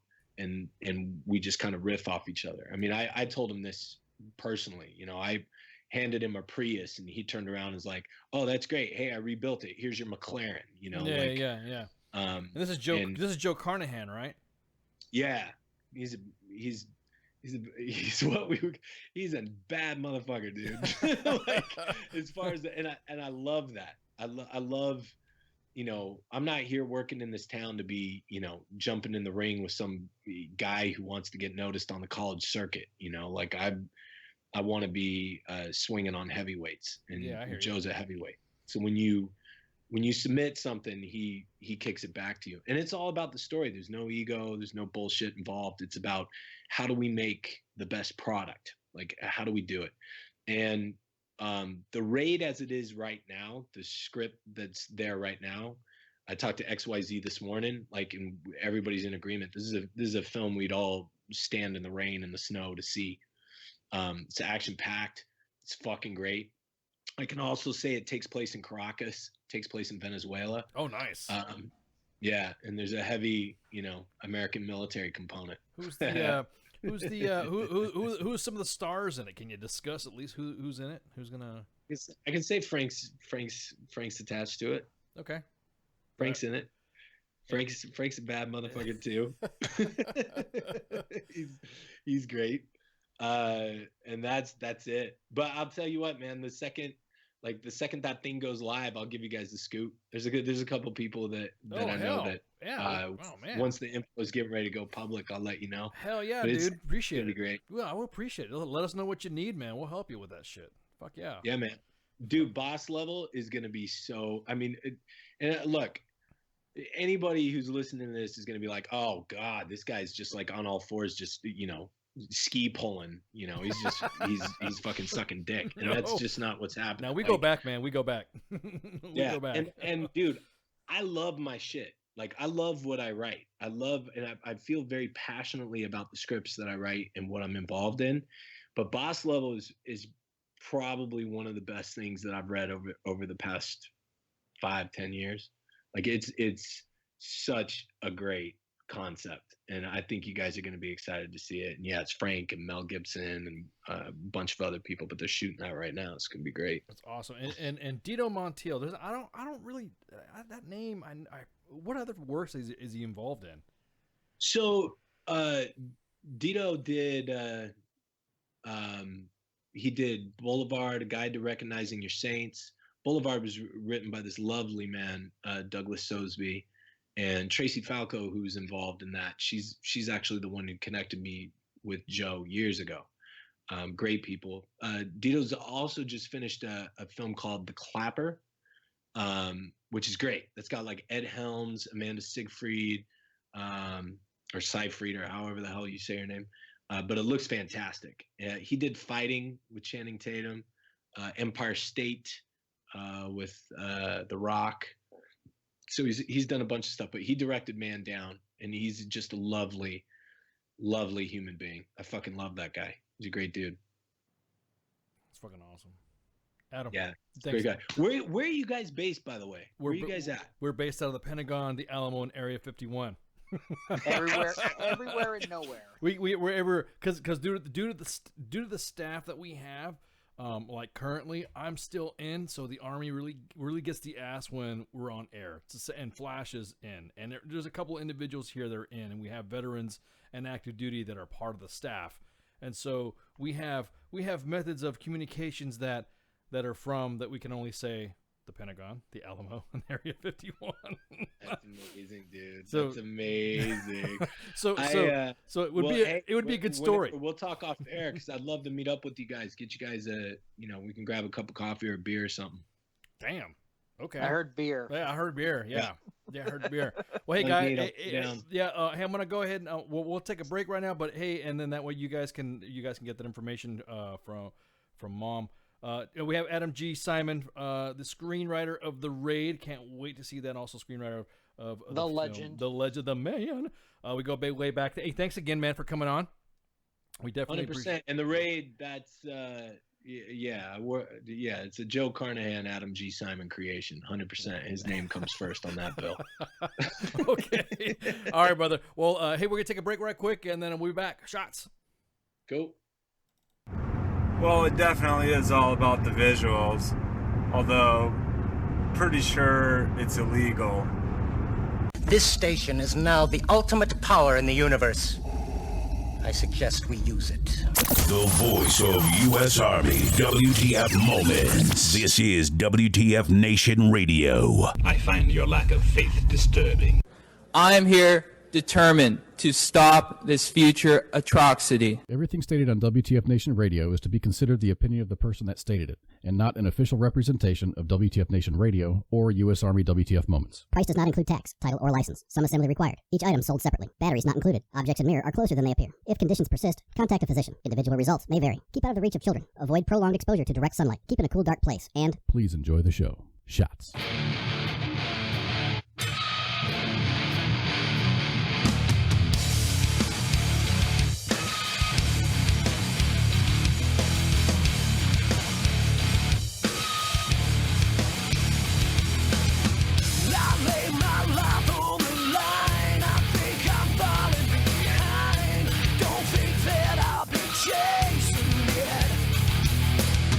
You say I walk on the truth, boy.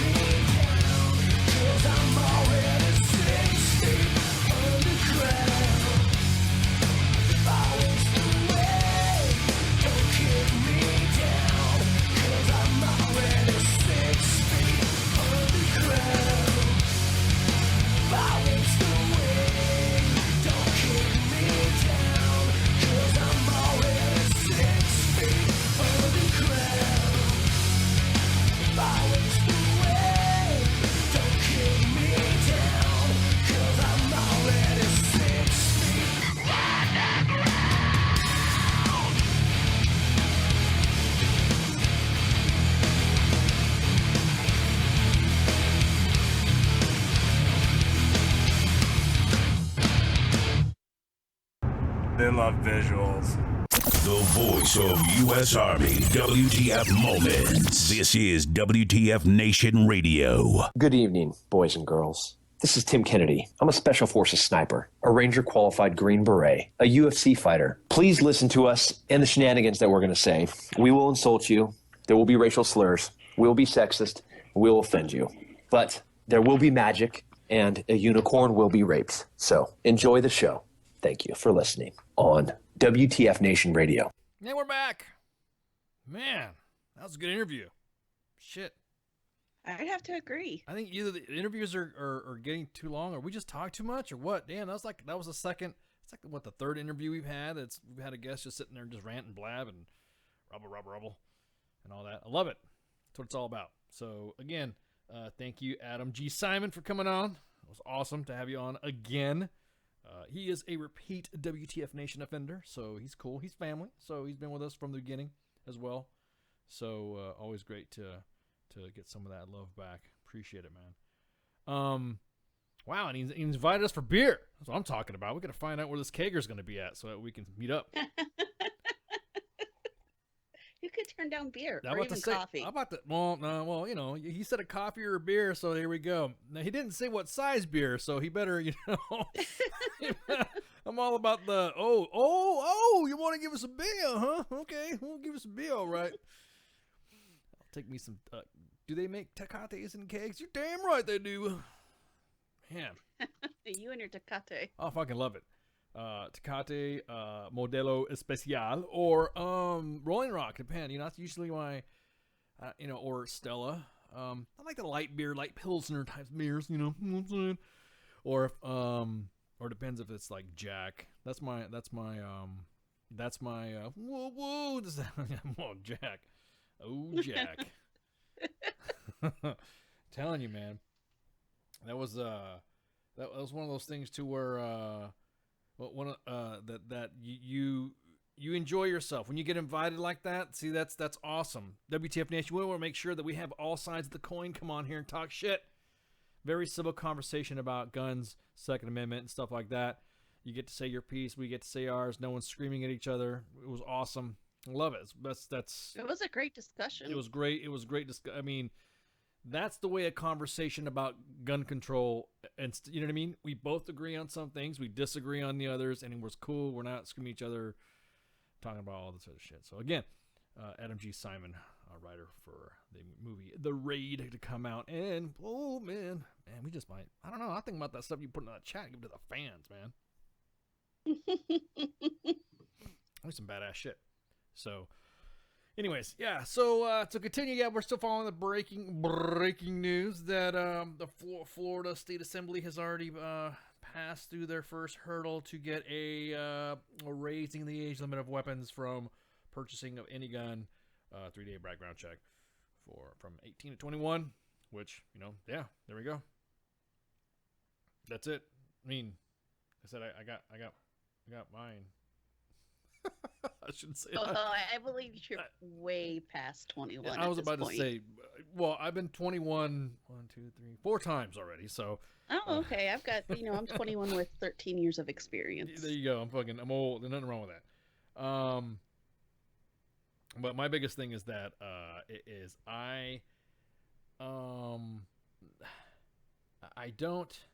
we don't know where it's going to go. But, Adam did bring up a good point about security in schools as well. So, again, both sides of the coin, fucking good conversation and all that. He got to say his shit. We got to say our shit. We're not screaming at each other. And like I said, he's kind of cool when he's been here before, so we can go back and forth and have a good discussion about stuff. So, it's like he was saying, it's like the other people that scream and go nuts and go loud and all that stuff. But, anyways. Hey, so, real quick, I want to talk about CT Fletcher, man. Did you see what's going on with those CT? Fuck. No. Well, I know I'm horrible. Like, I'm kind of dealing with my own stuff here. You really are sucking on the stories. Okay, so CT Fletcher, you guys know, has been a guest on WTF Nation Radio, and he is the one that oh damn it, I forgot to get a fucking stinger from Adam. He's the one that always gets on my this is a public service announcement from CT Fletcher. I will not No, well, not, well, what was it? Hang on, let me just fucking. This is a public service announcement from C.T. Fletcher. I will not contribute to the pussification of a nation. Get your punk ass out there and work for it, motherfucker. So if you guys don't know, he's had some medical issues, and he updated us, everybody, today. Oh yes. About that they wanted to give him he needs a heart transplant. So if you guys don't know, C.T. Fletcher came on here. He holds 6 world champion titles, and including 3-time world record bench pressing champion titles and 3-time strict curl champion. He's been released from the ICU, and now has announced that, hey, to quote, they want me to get on the heart transplant list, but I'm very mixed emotions about it. Someone has to die, and I don't know if I can accept that. A CT, there's people out there who gift themselves in situations like that, man. Just take it, do it. I mean, some other people have endorsed saying that, hey, you're celebrating 2 lives, yours and the gifted one. So that right there, organ donors. I'm an organ donor. Yeah, well, that's what I'm saying. As far as my battered ass, I cannot be an organ donor. But if you can give the life of donating your organs, then you could be saving anybody. It could be whatever. So he in his powerlifting days, he almost died when he came on. He told us about a story when he was on the operating table, and he died on the operating table. So his mindset, of course, everybody knows it's still your motherfucking set. He's always promoted that you do not let motherfuckers, and he's also a powerful motivational speaker. So if you see him, just look up YouTube, and you see C.T. Fletcher motivational speakers. You're like, holy shit, this guy gets you pumped up. So hey, hearts out to C.T. man. Wish you all the best from WTF Nation Radio. This is kind of one of the things, man. But don't give up. You know the deal, man. Like you said before, I've never for one second given up or even contemplated giving up. Not my will, but thy will be done. And no way am I giving up. So I'm using your words, brother. You better, hang in there. But anyhow, so that's one of the big stories from OCT. Let's see. I don't really want to talk about it because it's kind of hard to post, but we have to talk about it. Apparently, at one of the movie theaters in Okinawa, someone posted. Oops. Yeah. I don't think it was an oops, but no, it was intentional. Somebody fat black N-word on the movie theater in Okinawa. What makes me mad is that it was rearranged after it was because of Black Panther. So they rearranged the words to say fat black N-word. Dude, really getting that crazy to the point where now you're gonna, throw that shit out. Now, I want to say what's funny, but what's obvious, because a lot of the media is Captain Obvious already, is the way it was reported. And it was the Stars and Stripes saying the slur, a derogatory term for African Americans. No shit. Oh. Where did your grasp of the obvious become so fucking inspiring? You know what I mean? It was Captain Obvious. It was Captain Obvious. Exactly. This is Captain Obvious reporting from Okinawa. This is a term that was derogatory to African Americans. This is really, dudes. Don't make the situation fucking worse. Arrow posted that shit. Whatever, man. They're who has access to the roof? Obviously, it's been removed. But anyone's asked information about the incident, go ahead and contact the provost marshals. Well, of course, no one's going to stand up and say that they actually admitted doing something like that. But damn, really? That's like I said, I don't really want to report the story, but I was reporting the story due to the fact that AFE's kind of like the Stars and Stripes kind of like that. Well, it's a derogatory term. It's derogatory. Really? I did not know that.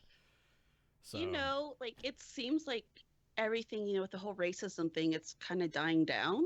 No. Yeah. Well, no, Yeah. I mean, it's not in the news as often, and then you see somebody do this, and I'm like, oh, thanks, asshole, for throwing more fucking gasoline on the fire. Yeah. Well, I mean, yeah, whatever. So, I mean, shit. I'm just reporting the news, man. I'm reporting the news. Another some crazy ass fucking drama going on in the world. And I'm just giving you some world news commentary and opinion, of course.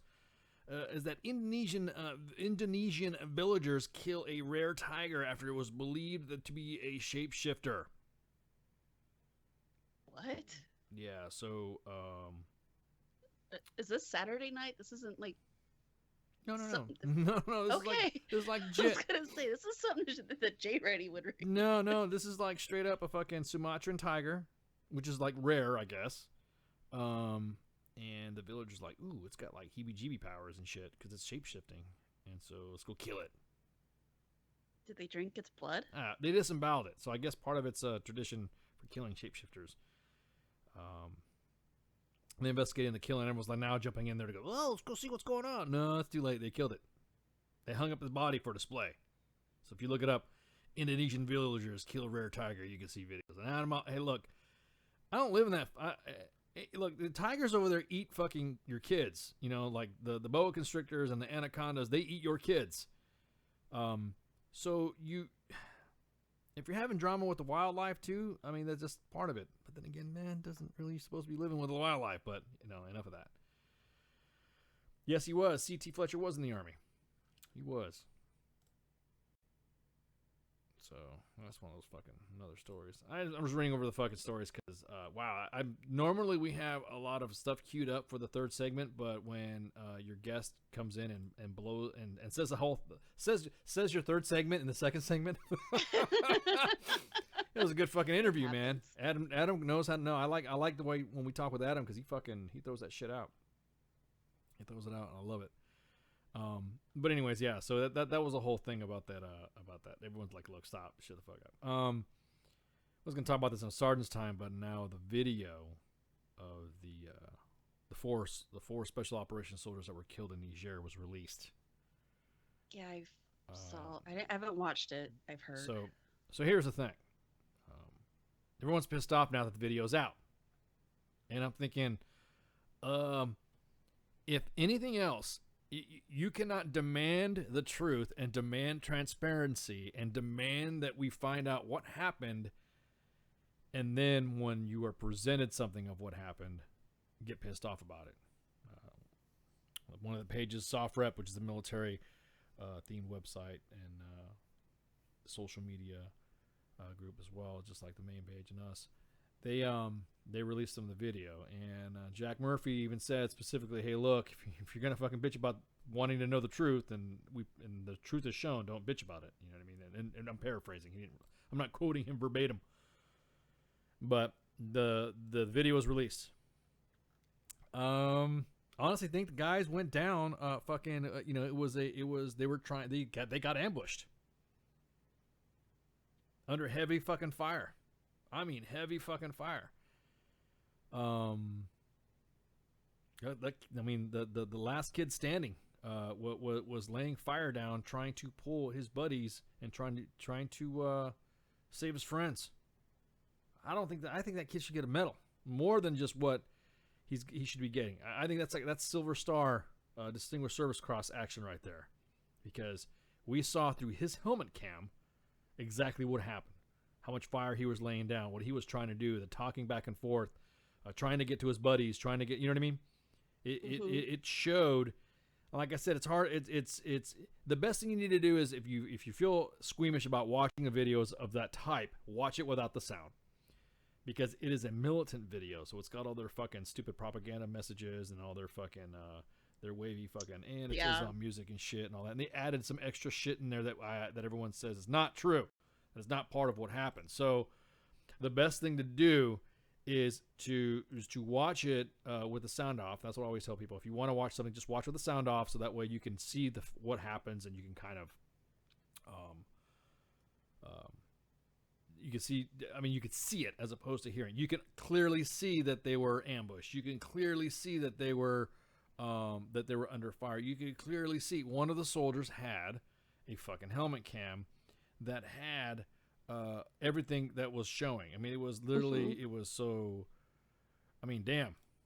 The fact that, Sergeant LaDavid Johnson, that kid had his helmet on, and his engagements, I'm telling you, that kid, that kid was fighting to the very end. So, I mean, I salute you, kid. I mean, you know, rest in Valhalla, buddy, because you were. It was definitely a testament of you showing that you were there for your friends and your teammates, and you were not stopping until ultimately it ended with your life. But kid, man, hey, man, you know, I'm gonna drink one with you, man. I'm gonna toast one, because that is what you saw there. I think deserves more than just, hey, he needs to get a story out. That kid, I think, deserves to get either a Silver Star or a Distinguished Service Cross, because that was some shit. Again, if you don't be squeamish about the if you're too squeamish to see what's happening or whatever, just watch the vid without the sound, and you'll see how it's powerful enough without the sound. If you watch it with the sound like I did, all you want to do is that you just get fucking raged, and you want to. It makes me want to fucking kit the fuck back up and go out there with the kids and run around and do the shit that I used to do. It's hard to watch, but it, like I said, for me it is infuriating. It also might shed some better light on what happened. Mm-hmm. So, because there was a lot of conjecture and a lot of misinformation of what happened, or why didn't somebody say something, or how come somebody didn't say this, when I think it would have a better light of what exactly happened on the objective. I mean, everything looked like, you could just clearly see that they were ambushed. So that you know, like I said, my heart goes out to you kids, to you men, to have died in action like that. It just hills to watch. But anyways. So everyone's having issues with Facebook. Honestly, I think it's Facebook itself. I think it's Facebook itself, because Facebook, I am rocking and rolling with my Facebooks. I'm looking at all the channels, and I'm looking at everything that I have up right now.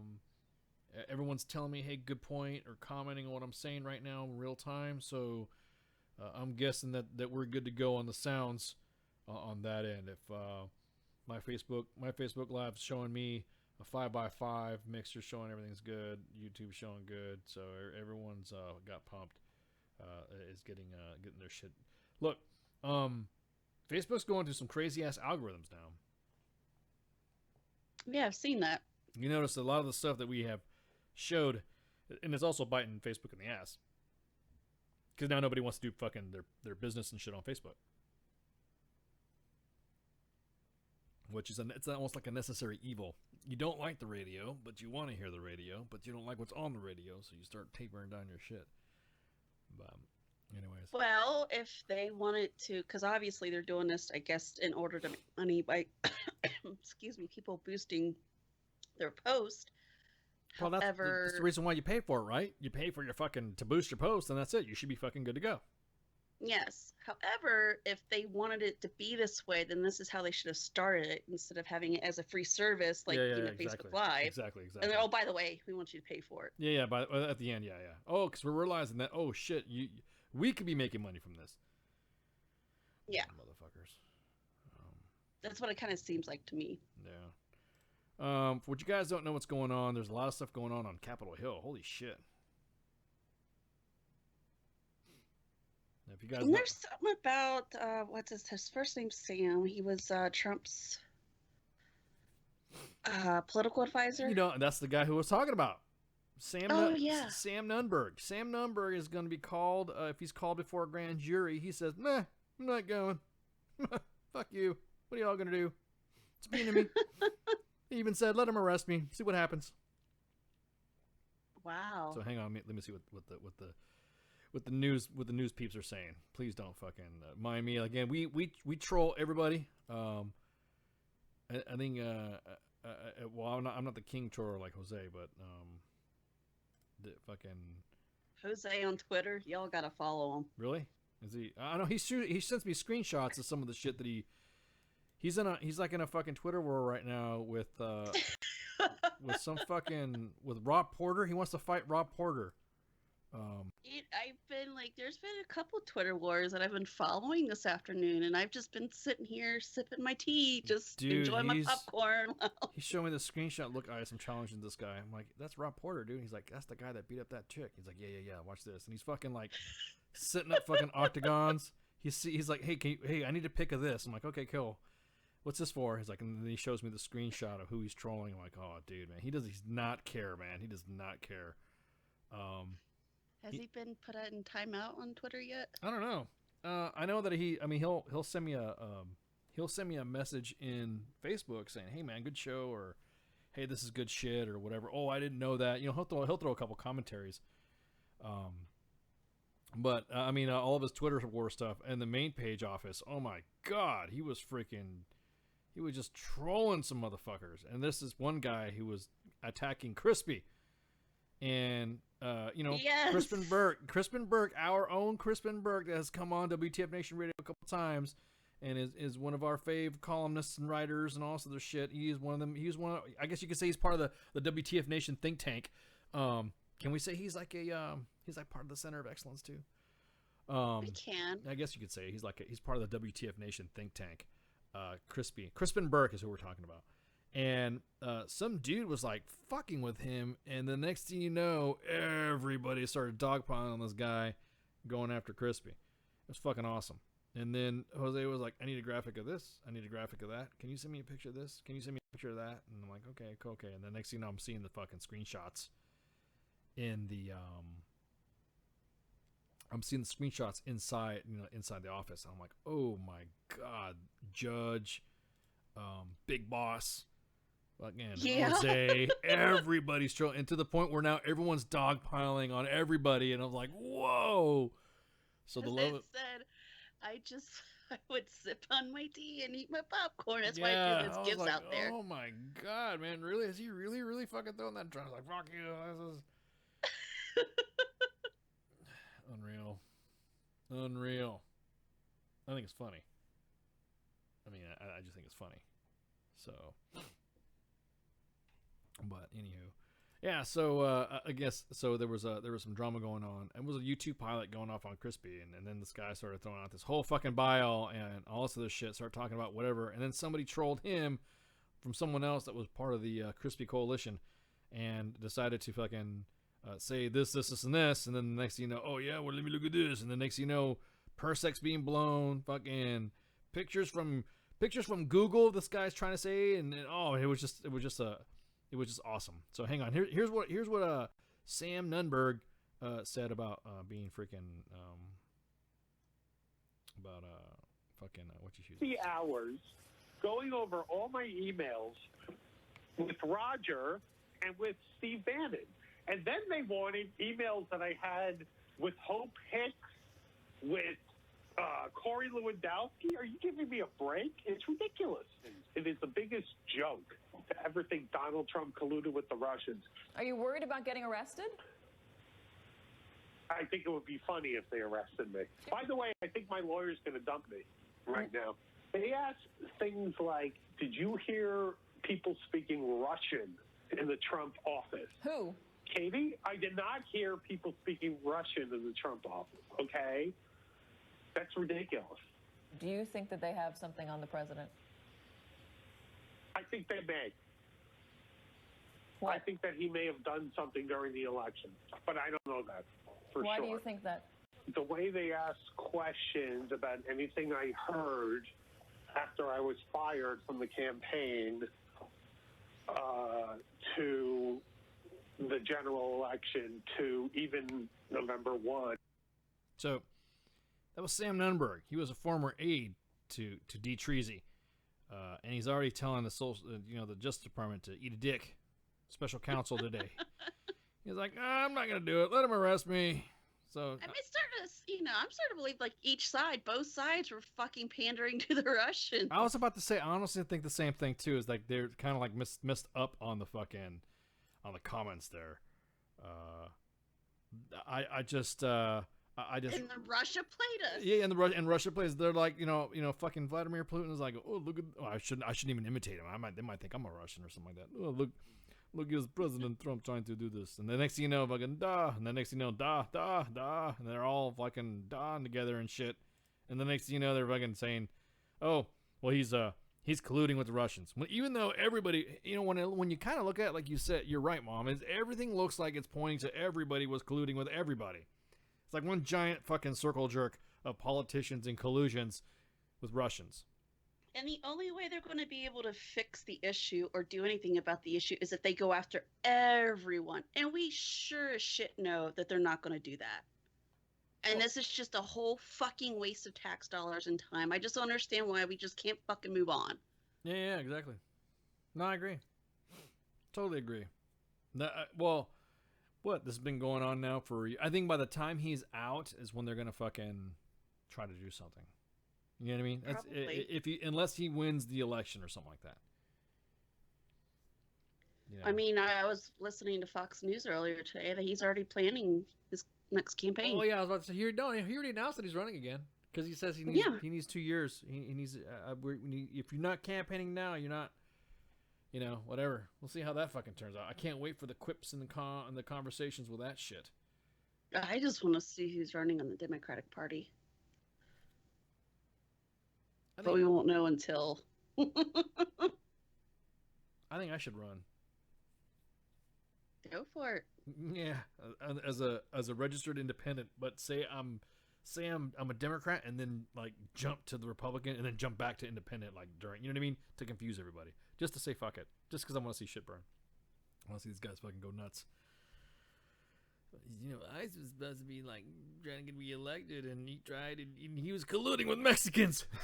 That would be hilarious. That would be like the fucking that would be the big fucking W would come out of the woodwork. I saw ICE talking to Mexicans. He was trying to we must bring ICE to justice. I saw him talking to Mexicans. They were mowing my lawn. Relax, nation. I am of Hispanic descent, so I can talk shit. Well, I mean, I'm talking shit anyways. It wouldn't matter. Yeah, that's exactly, man. Exactly. Al's right. It's like, oh my god, dude. Fuck, dude. Just like stop. Get it on. Let's get this shit done and over with. Jesus, we got other stuff going on. I guess there's a trade war going on. Tariffs being not terrorists. Tariffs. Yeah, I only on steel. kind of brushed over that. Yeah, I mean, I'll be honest with you. If it's something to make us more better, and it's something to make us get us to the point where we're an economic power within the world, that's fine. I mean, that's nothing wrong with a little smack of tariff here and a smack of tariff there, because all the other countries are doing it. He wants to renegotiate NAFTA, and he told Canada and Mexico, if you don't like it, then tough shit. Not so much the words, but I wouldn't be surprised he might have actually had said that, because how he is. He fucking comes off and change. Yeah, a shithole country. Yes, exactly. Joe Biden, he might run, but I think all the videos and GIFs or GIFs, whatever you want to call it, of him inappropriately touching young women during speeches. That's especially after this whole Me Too movement. That's not gonna fly. Yeah, exactly. And then they'll get him on that real quick. They better, because my biggest thing is like it's like the whole fucking hypocrisy thing we were saying earlier. Shit, what events we got going on? Anything else? Do we got anything going on? Anything big? We got fucking... Oh, yeah. Hey, make sure you tune in this Friday. You know what this Friday is? It's the 3rd anniversary of WTF Nation Radio opening up. We got something special going on. Everyone's going to be on. Not all of our guests that we've had, but pretty much all the hosts are going to come in there and jump in. Yeah, there is no way we could fit all of our guests into one show. They come on there and just say, hi, I just want to say happy birthday, so whatever. That's a good idea. You should tell all of our guests, hey, we're having a party, give us a call. And also this shit. Let's inundate fucking Minx with all the phone calls and shit. And CT Fletcher might call or something like that. Hey, motherfucker, open the goddamn lines. But, so we're going to have Spencer Boyd, NASCAR driver. NASCAR, son. Xfinity Series. Coming on, Spencer Boyd coming on to join us in our celebratory, it's a celebration, bitches, show on this Friday, which celebrates our 3rd anniversary being live, broadcasting from the Functional Veteran Center of Excellence. You notice how he tried to, you notice Adam trying to bust some per sec? Hey, where are you guys at anyways? we need you to No. we need to step outside. Yes. Now we gotta kill you. No, we're yeah, not. Yeah, we have to talk. We're gonna have to talk to Doc Madness, So, but you think it's gonna be an Islamic person that's gonna run? That's what the owl's saying. Which Islamic Democrat? I don't know. There's already some people that are running in the Senates and some of the seats in some states. That'll be interesting. Well, I mean, we've already had one. True. I'm just saying. I think. All right, what's up, Amanda? I think we're gonna have somebody. I think we should have a veteran run. See, that's the thing. I think with all these veterans that are talking about doing some stuff and all this other shit, we should have veterans run for office. Why not? Don't they already do that? No, like presidential shit. I mean, I think maybe it's because we would have to find a veteran though that I don't know. We can't I don't know. It just seems like a lot of veterans these days are not given the break when it comes to running for a higher office. You know what I mean? True. There's like they almost like yeah. It's okay for you to be like a congressman or a senator, but as soon as you start talking about being a party front runner, they don't want to talk to veterans because if you think fucking D. Treasy's bad when he comes to comments and shit like that, put a veteran in a fucking debate, and then then you'd be like going off. Yeah, my candidate doesn't believe in this, and I'd be like, fuck you, can you pass a PT test? And the next thing they'll be like, ooh, I was just talking about fitness standards for presidents or some shit, you know what I mean? Mm-hmm. But, yes, Pete, Minx is going to be on. That's her show, Friday Night Freedom. And Pookie. And the Pooks. And I'll be in the mix. You'll be in the mix in the back. Mm-hmm. So it's going to be awesome. It's going to be a fun show. But no, a veteran needs to run. A veteran needs to because we can multitask pretty good. I just think some of the old like within the institution type of leadership needs to fucking go. It's not that I'm sure that they were good and feisty and no pun intended during a younger age. Or they had we need to push this issue. But goddamn. But when you got people like John McCain who's dying, yeah, it sucks. I mean, nothing against John McCain. It's just almost like dude, you can't do it. You can't do it. You physically not fucking. Who else has been like in there? Like Nancy Pelosi. I mean, all of them, like across the board. Well, just the main need to go. Yeah, the Jose was gonna bust out some shit, and then somebody else busted out for him. Jose was gonna do a story about how many. There's a pharmacy that's just outside of Congress that this pharmacist goes out and delivers before they go. He goes out and delivers to the people in the House and the Senate. All their fucking Skittles, and obviously because of HIPAA and Privacy Act reasons, he can't say who's taking anti-Parkinson's medicine or something. So there's people on the fucking in our fucking that's running our country that are ill. So how can they expect, obviously, you've got, the Pentagon and our servicemen and women that you have to be in a certain shape in order to serve the country. Why can't we not hold our elected members to the same standard? Well, it's kind of different. Once they get elected or they have the most premier fucking whatever. But like you were saying about John McCain, there are just some individuals that just can't let go. Hey, I'm all for John McCain. When he had done his time in the service and paid his dues as a POW. And then ran for his state, in Arizona, and run through all that. He done it all, and gotten so far. But now his health is taking, over. Yeah, exactly.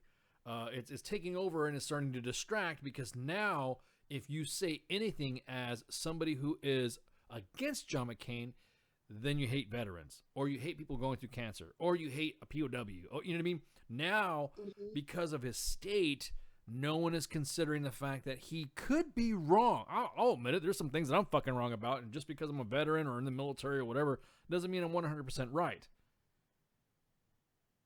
Doesn't mean that I'm going to be the end-all, be-all of knowledge when it comes to, whoa, ICE, what do you think of this? And I'm like, blah, blah, blah, this. And the next thing you know, it's like, that is the most, people, I want people to say, boss, that is the most fucking stupidest thing I've ever fucking heard you say. Really? Did it really sound like, dude, you didn't even articulate a word, man. You were like speaking in all these languages and shit, and motherfuckers are writing shit down saying you were colluding with Mexicans. Oh. There's nothing wrong with that. If it's time for you to go step down, then step down. Just enjoy that time with your family, so that way someone with, fresher ideas, above 21, of course, because, if you're ever going to vote for 21 and you're going to vote to have a gun, you need to be 21 to fucking run for office. Actually, no, because you have to be 35 to be the president. So you need to be 30, and will have at least have had either served in the U.S. military or are currently serving in the Army Reserve. There you go. How about that? Make it easy. Yeah, those hips being replaced and shit. You're right, Casey. I guess what I meant at, holding our elected officials at the same health standard as the military. No, but you're talking about... At some point, if you're ailing elements... Exactly. If you're taking medication that prevents you from making concise decisions or penning a fucking paragraph, because some of these guys have staffers. These guys, I'm pretty sure some of them can't pass a driving license. That's what I'm saying. Test. No, or a fucking spelling test. They have staffers and pages and fucking interns to help them. They have secretaries. Can you come over here? Oh, Senator Ice wants to talk to you. I need you to write a goddamn bill. What's this bill for? We want to raise the age limit 21 for all. Okay, so what do you want to do, sir? I don't remember. I want to do it for that. And next thing you know, he's going to be like, what did he say? It sounded like he said he wanted to raise the age limit to 21 for everything.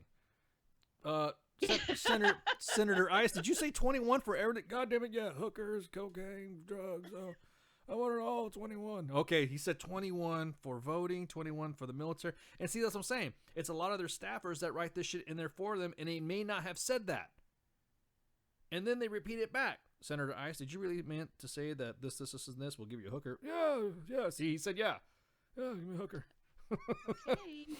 There you go. That's what they're doing. When you've seen the mechanics of how our Congress works and how they go through all that stuff, they're not writing. There is nobody sitting at a fucking desk. They are not sitting there cranking out reports, writing shit according to whatever page style it is that they need to do to get something turned in. Dianne Feinstein or frickin' Nancy Pelosi or Barbara Boxer or Senator Rubio, none of them are writing this shit out. They got somebody writing it for them, except some of the micromanagers, like the young ones, like Marco Rubio, will probably say, no, this needs to say this, it needs to say that, make sure I'm not involved in that, make me look like that, blah, blah, blah, blah, blah, blah, blah. Everyone else, Nancy Pelosi, go up there and speak. Hey, I slipped her her real medicine with sugar pills. And then she's like talking all backwards and shit. You ever see that shit when she's all talking? She's like, well, I'm just trying to understand, guns and they need to mow. Did you see that one where she said they need to mow the grass? She's telling Mexicans that they need to mow the grass. You want to understand? Instead of building a big wall, maybe we should get the Mexicans there to mow the lawn. Holy shit, did she really just fucking say that? Did she really say they need to mow the lawn? I mean, funny as shit that she even mentioned that, getting a tax break and getting an extra $1,000 in your fucking paycheck is just crumbs. Yeah, and then, they gave Trump a bunch of shit when he mentioned taco bowls. Yeah, taco bowl. Was it him? Yeah. It's huge. I like my taco bowl. Mow the lawn at the border. Can't believe she said that. They just need to mow the grass and just mow the lawn. She actually said Mexicans need to mow the grass rather than build a wall. Fucking unbelievable. How the fuck are you going to sit there and just not realize that you just said that? How did you not realize that you are sounding like an utter idiot? And she's like repeating this shit, trying to find the real fucking source right quick. And everyone's like, bullshit, she didn't say that. Oh, hang on, let me see what you fucking said. Let me see. Oh, there we go. Nancy Pelosi says, mow the lawn. Let's see, who, here we go. This is what she's talking about. And she's talking about mowing the grass so people can't be smuggled through the grass is better than the solution. A better solution than the wall. So hang on. Hopefully there's not a fucking ad in this fucking vid clip that I'm pulling down for y'all. I just think it's fucking hilarious. She straight up fucking said, "Oh, well, maybe we should." And listen to what she sounds when she's talking. It doesn't sound like someone's got all their fucking faculties together. She's one step. I mean, she's probably wearing Depends already, and there's probably shit in her fucking Depends while she's talking. So here's what she says about mowing the grass on the border and shit. And do you think you can get House Democrats to support something that would result in the construction of something that isn't already standing at this point, if it brought some assurance for the Dreamers? Well, I'm not the world's biggest advocate in Congress, but I do know that representatives in the House and senators in that body from the border areas have some serious objection to a wall, because they know how detrimental it can be to the community, trade, to all the other aspects of a border. But again, let's sit down and talk this through and see what makes sense, not some commitment to a promise that we're going to build a wall and Mexico's going to pay for it. That's never going to happen. But let's talk about where a more serious structure might be necessary, where fencing will do, or mowing the grass so that people can't be smuggled through the grass. And that's something about levees, technology, personnel. One of the biggest... Did you just really said that? Mowing the grass. Did you hear that shit? Well, I did. And you know what's kind of funny? She didn't directly say it, because people are going to say she didn't directly say it. She didn't really. With her bringing up with the border regions, it's predominantly Hispanic people in these regions. Yeah. I live in a border town. And for her to see, who are they going to hire to mow the grass? I think Jose fucking's got he's got like a couple taco trucks and some lawn mowing businesses on the fucking Southwest. Maybe he does. He does have, Jose does have family involved in like such activities. And so, I mean, come on. But she's sitting there talking about, listen to what she said. I mean, she just said, they can mow the Dreamers, who are predominantly Hispanic. They can mow the lawn, so that way we can't get immigrants smuggled through the lawn. Cross, like, really, lady? Like, really? Is that what they're really doing? I don't think so. Those motherfuckers trying to get to the goddamn lawn. Make the lawn great again. I mean, bullshit. I'm pretty sure there's not a whole lot of lawn at the border. No. I mean, no, exactly. Well, I mean, being the fact that Nancy Pelosi probably has the majority of Hispanics that are working for her in her wine vineyard that she has in the Napa Valley, but we won't talk about that. That's none of my business with my sweet tea and Kermit the Frog. Yeah. So, what are we talking about? What am I doing? House cleaning. Yeah, we gotta do some fucking house cleaning. Oh man, I'm so like, today's a fucking Monday. It's just a blah fucking day. You know, you ever get those days you're just like, ugh. Yeah. Who doesn't? I feel like the 4-ass monkey on South Park. It's time to do house cleaning. Ice, it's time to do house cleaning. Be like, just tune in tomorrow. Just tune in tomorrow. Do that. Exactly. Just. And here I have our 4-assed Ice. So today we had Adam G. Simon, who is a screenwriter, has come on before to talk about the movie Raid. A Los Angeles born actor and writer. In the early 2000s, worked in his professional career acting in theater and as a bodyguard and close protection specialist. Now, we did talk about that. We talked about guns. We talked about that stuff too. So it was a good conversation. He's going to be working in a movie with Dito Montiel and God damn it, I already forgot Joe's name, because he's the one that said that he's the badass and he'll kick your ass. So I don't want to get my ass kicked from Adam's dudes, man. Hang on, music. So the movie's going to be called The Raid. It's actually a reimagination of the original film. And he's got some big names. And he was talking about it was being filmed in Caracas. So, anytime you got to throw that accent to it, then it's going to be a serious, heavy-hitting movie. He even said Mel. I don't know if he means about Mel Gibson. Was he talking about Mel Gibson? I think he was talking about Mel Gibson. But we won't, whatever. I'll have to wait and see. Gotta wait and see. He's doing this with Joe Carnahan, Frank Grillo, and Dito Montiel. Can't wait to see what information is going to come out of that. And then tomorrow, for Tied Up Tuesday, we have another round coming back on. Awesome. The guys from Central California, come on back, releasing their new fucking single, in the radio waves from their new EP, Eulogy of Youth. Another round is a rock band out of Oklahoma City. However, Wait, isn't this the guy that are from Bakersfield, California, or something like that? The lead singer's from Bakersfield, California. I can't remember. Yeah. I'm sorry. No, it's okay. It's okay. No, I don't know. It's No, because Monday. no, it is. It is freaking Monday, but my mind is everywhere. And then obviously Wednesday we have our day off. Donza. We have our Donza. Donza, Donza, Donza. We have a Donza. Yarg. Just saying that just to fucking piss off Spanky. Hang on, let's see if she comes online right quick. She's gonna say, "Fucking not a goddamn Donza, the fucking training holiday." Thursday we got Sergeant's Time. And then Friday, again, don't forget Friday, Spencer Boyd, a NASCAR driver. Spencer started his racing career around 6 years old and will be competing full-time in the 2018, driving the number 676 Chevy Camaro in the NASCAR Xfinity Series. Sponsored by Grunto. He continues to raise awareness for military veterans, police officers, firefighters, EMTs, and servicemen and women while chasing his dream and someday racing in the Monster Energy NASCAR Cup Series. Is that the new one now?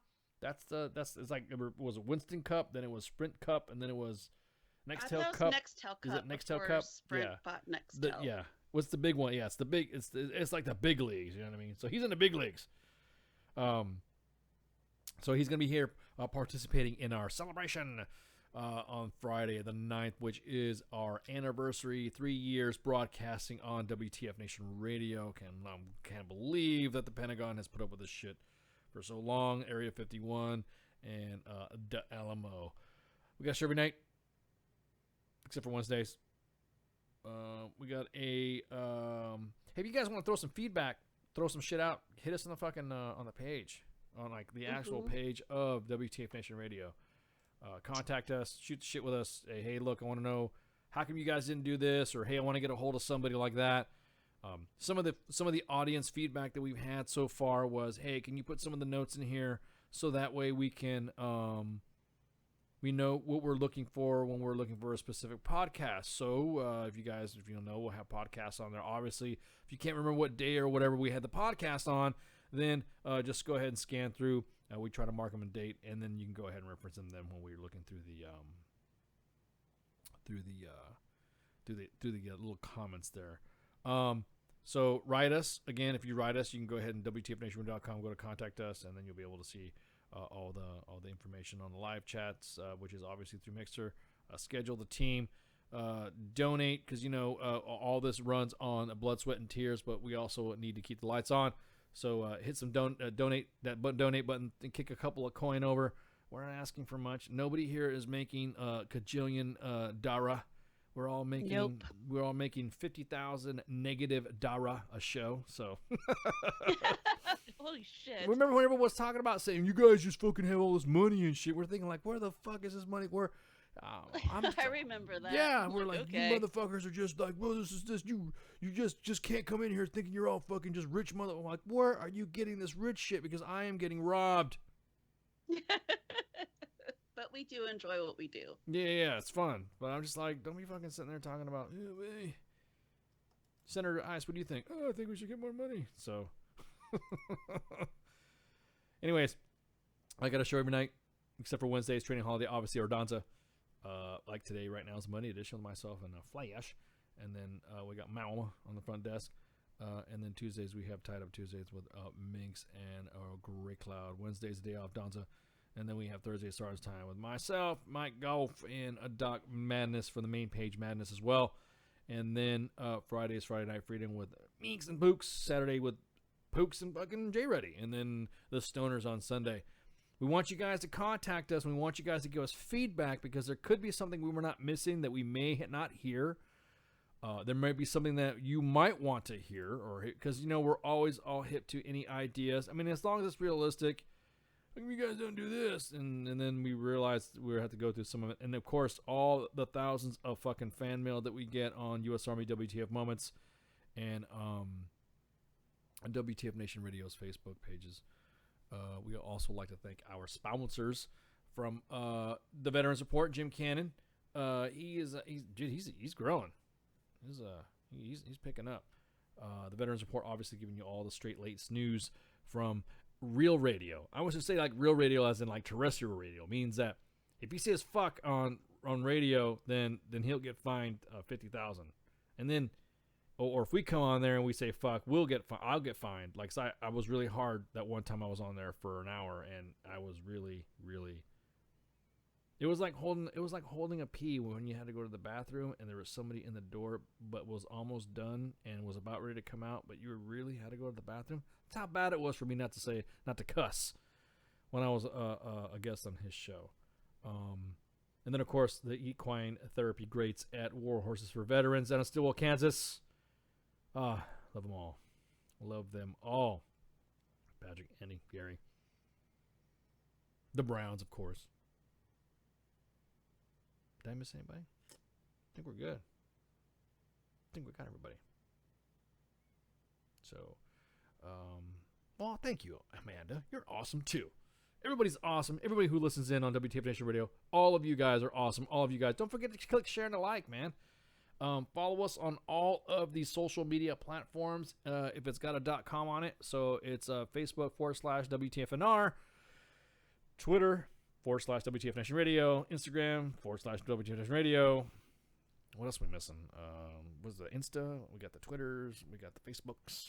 I think that's all we really have to follow on. Yeah, exactly. And our website. Oh yeah. And our website to catch all of the. So if you follow us on Twitter, then I'm gonna tell you guys this. Check this out. If you follow us on Twitter, and you are a fan, and you can't, or you just like, hey, I don't know if I can catch a show or whatever. Don't worry. If you follow us on Twitter, Twitter will notify you that we've loaded up a podcast. Or it will notify you that our show is broadcasting on live, and it's been successful lately.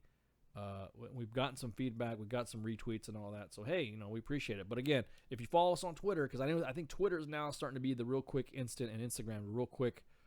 I ain't got enough time to talk and have five paragraph uploader of Facebook posts that you see nowadays. Yeah, everybody want to throw a whole fucking story on there. But Twitter's real quick, real fast, and then you'll get a tweet saying that we're on air, or you'll get a tweet that here's our last show. And usually we try to get all the hosts, to include myself, to post immediately after a broadcast. So at the end of the show tonight, more than likely in the next 20 to 30 minutes, you'll see a tweet if you follow us on Twitter. And then you can retweet and shoot the shit and say, oh my God, these guys are dicks, or whatever. So, but anyhow. So I think that's it. Do we got everything? I just want to make sure. Yeah, we got everything. All right, cool. All right, guys. Well, y'all have a good one. I'll see you on Stars Time. And Mom, thanks again for front desking. So, you're welcome. All right, shouts. See you. Night. The bitches, they love visuals. The voice of U.S. Army, WTF Moments. This is WTF Nation Radio. Good evening, boys and girls. This is Tim Kennedy. I'm a Special Forces sniper, a Ranger qualified Green Beret, a UFC fighter. Please listen to us and the shenanigans that we're going to say. We will insult you. There will be racial slurs. We will be sexist. We will offend you. But there will be magic, and a unicorn will be raped. So enjoy the show. Thank you for listening on WTF Nation Radio. Love you cause I bleed blue, but it's true. I know cause I see it every day as I work and I sleep the day away. Like you I have pain and like you I have fear. Can I pay all of the bills and still make it through the year? Will I make it home alive? Should I pray to the sky every day and every night? Will I hold you by my side? But in the public eye, I don't even have a heart. A robot of the system moving only when I'm told to start. Rip apart my art, I'm strong like a flower blooming. You got it all wrong, I know I'm breathe, I breathe. And like you see, I see. And like you need, I need. And like you bleed, I bleed. Don't treat me like an object, I'm tested and proven. Mind, heart, and soul, I'll always be a human. Like you breathe, I breathe. And like you see, I see. And like you need, I need. And like you bleed, I bleed. Don't treat me like an object, I'm tested and proven. Mind, heart, and soul, I'll always be a human. Call me a vet like a soldier. Green Beret, 21 gun salute, don't wanna see today. In the constant war zone, in the home of the brave, where they hate the police until they saving the day. I got kids like you, a mortgage like you. So blue lives matter, and so does yours too. All this separation and divide, open your eyes. If you cut us all open, we the same inside. The only difference is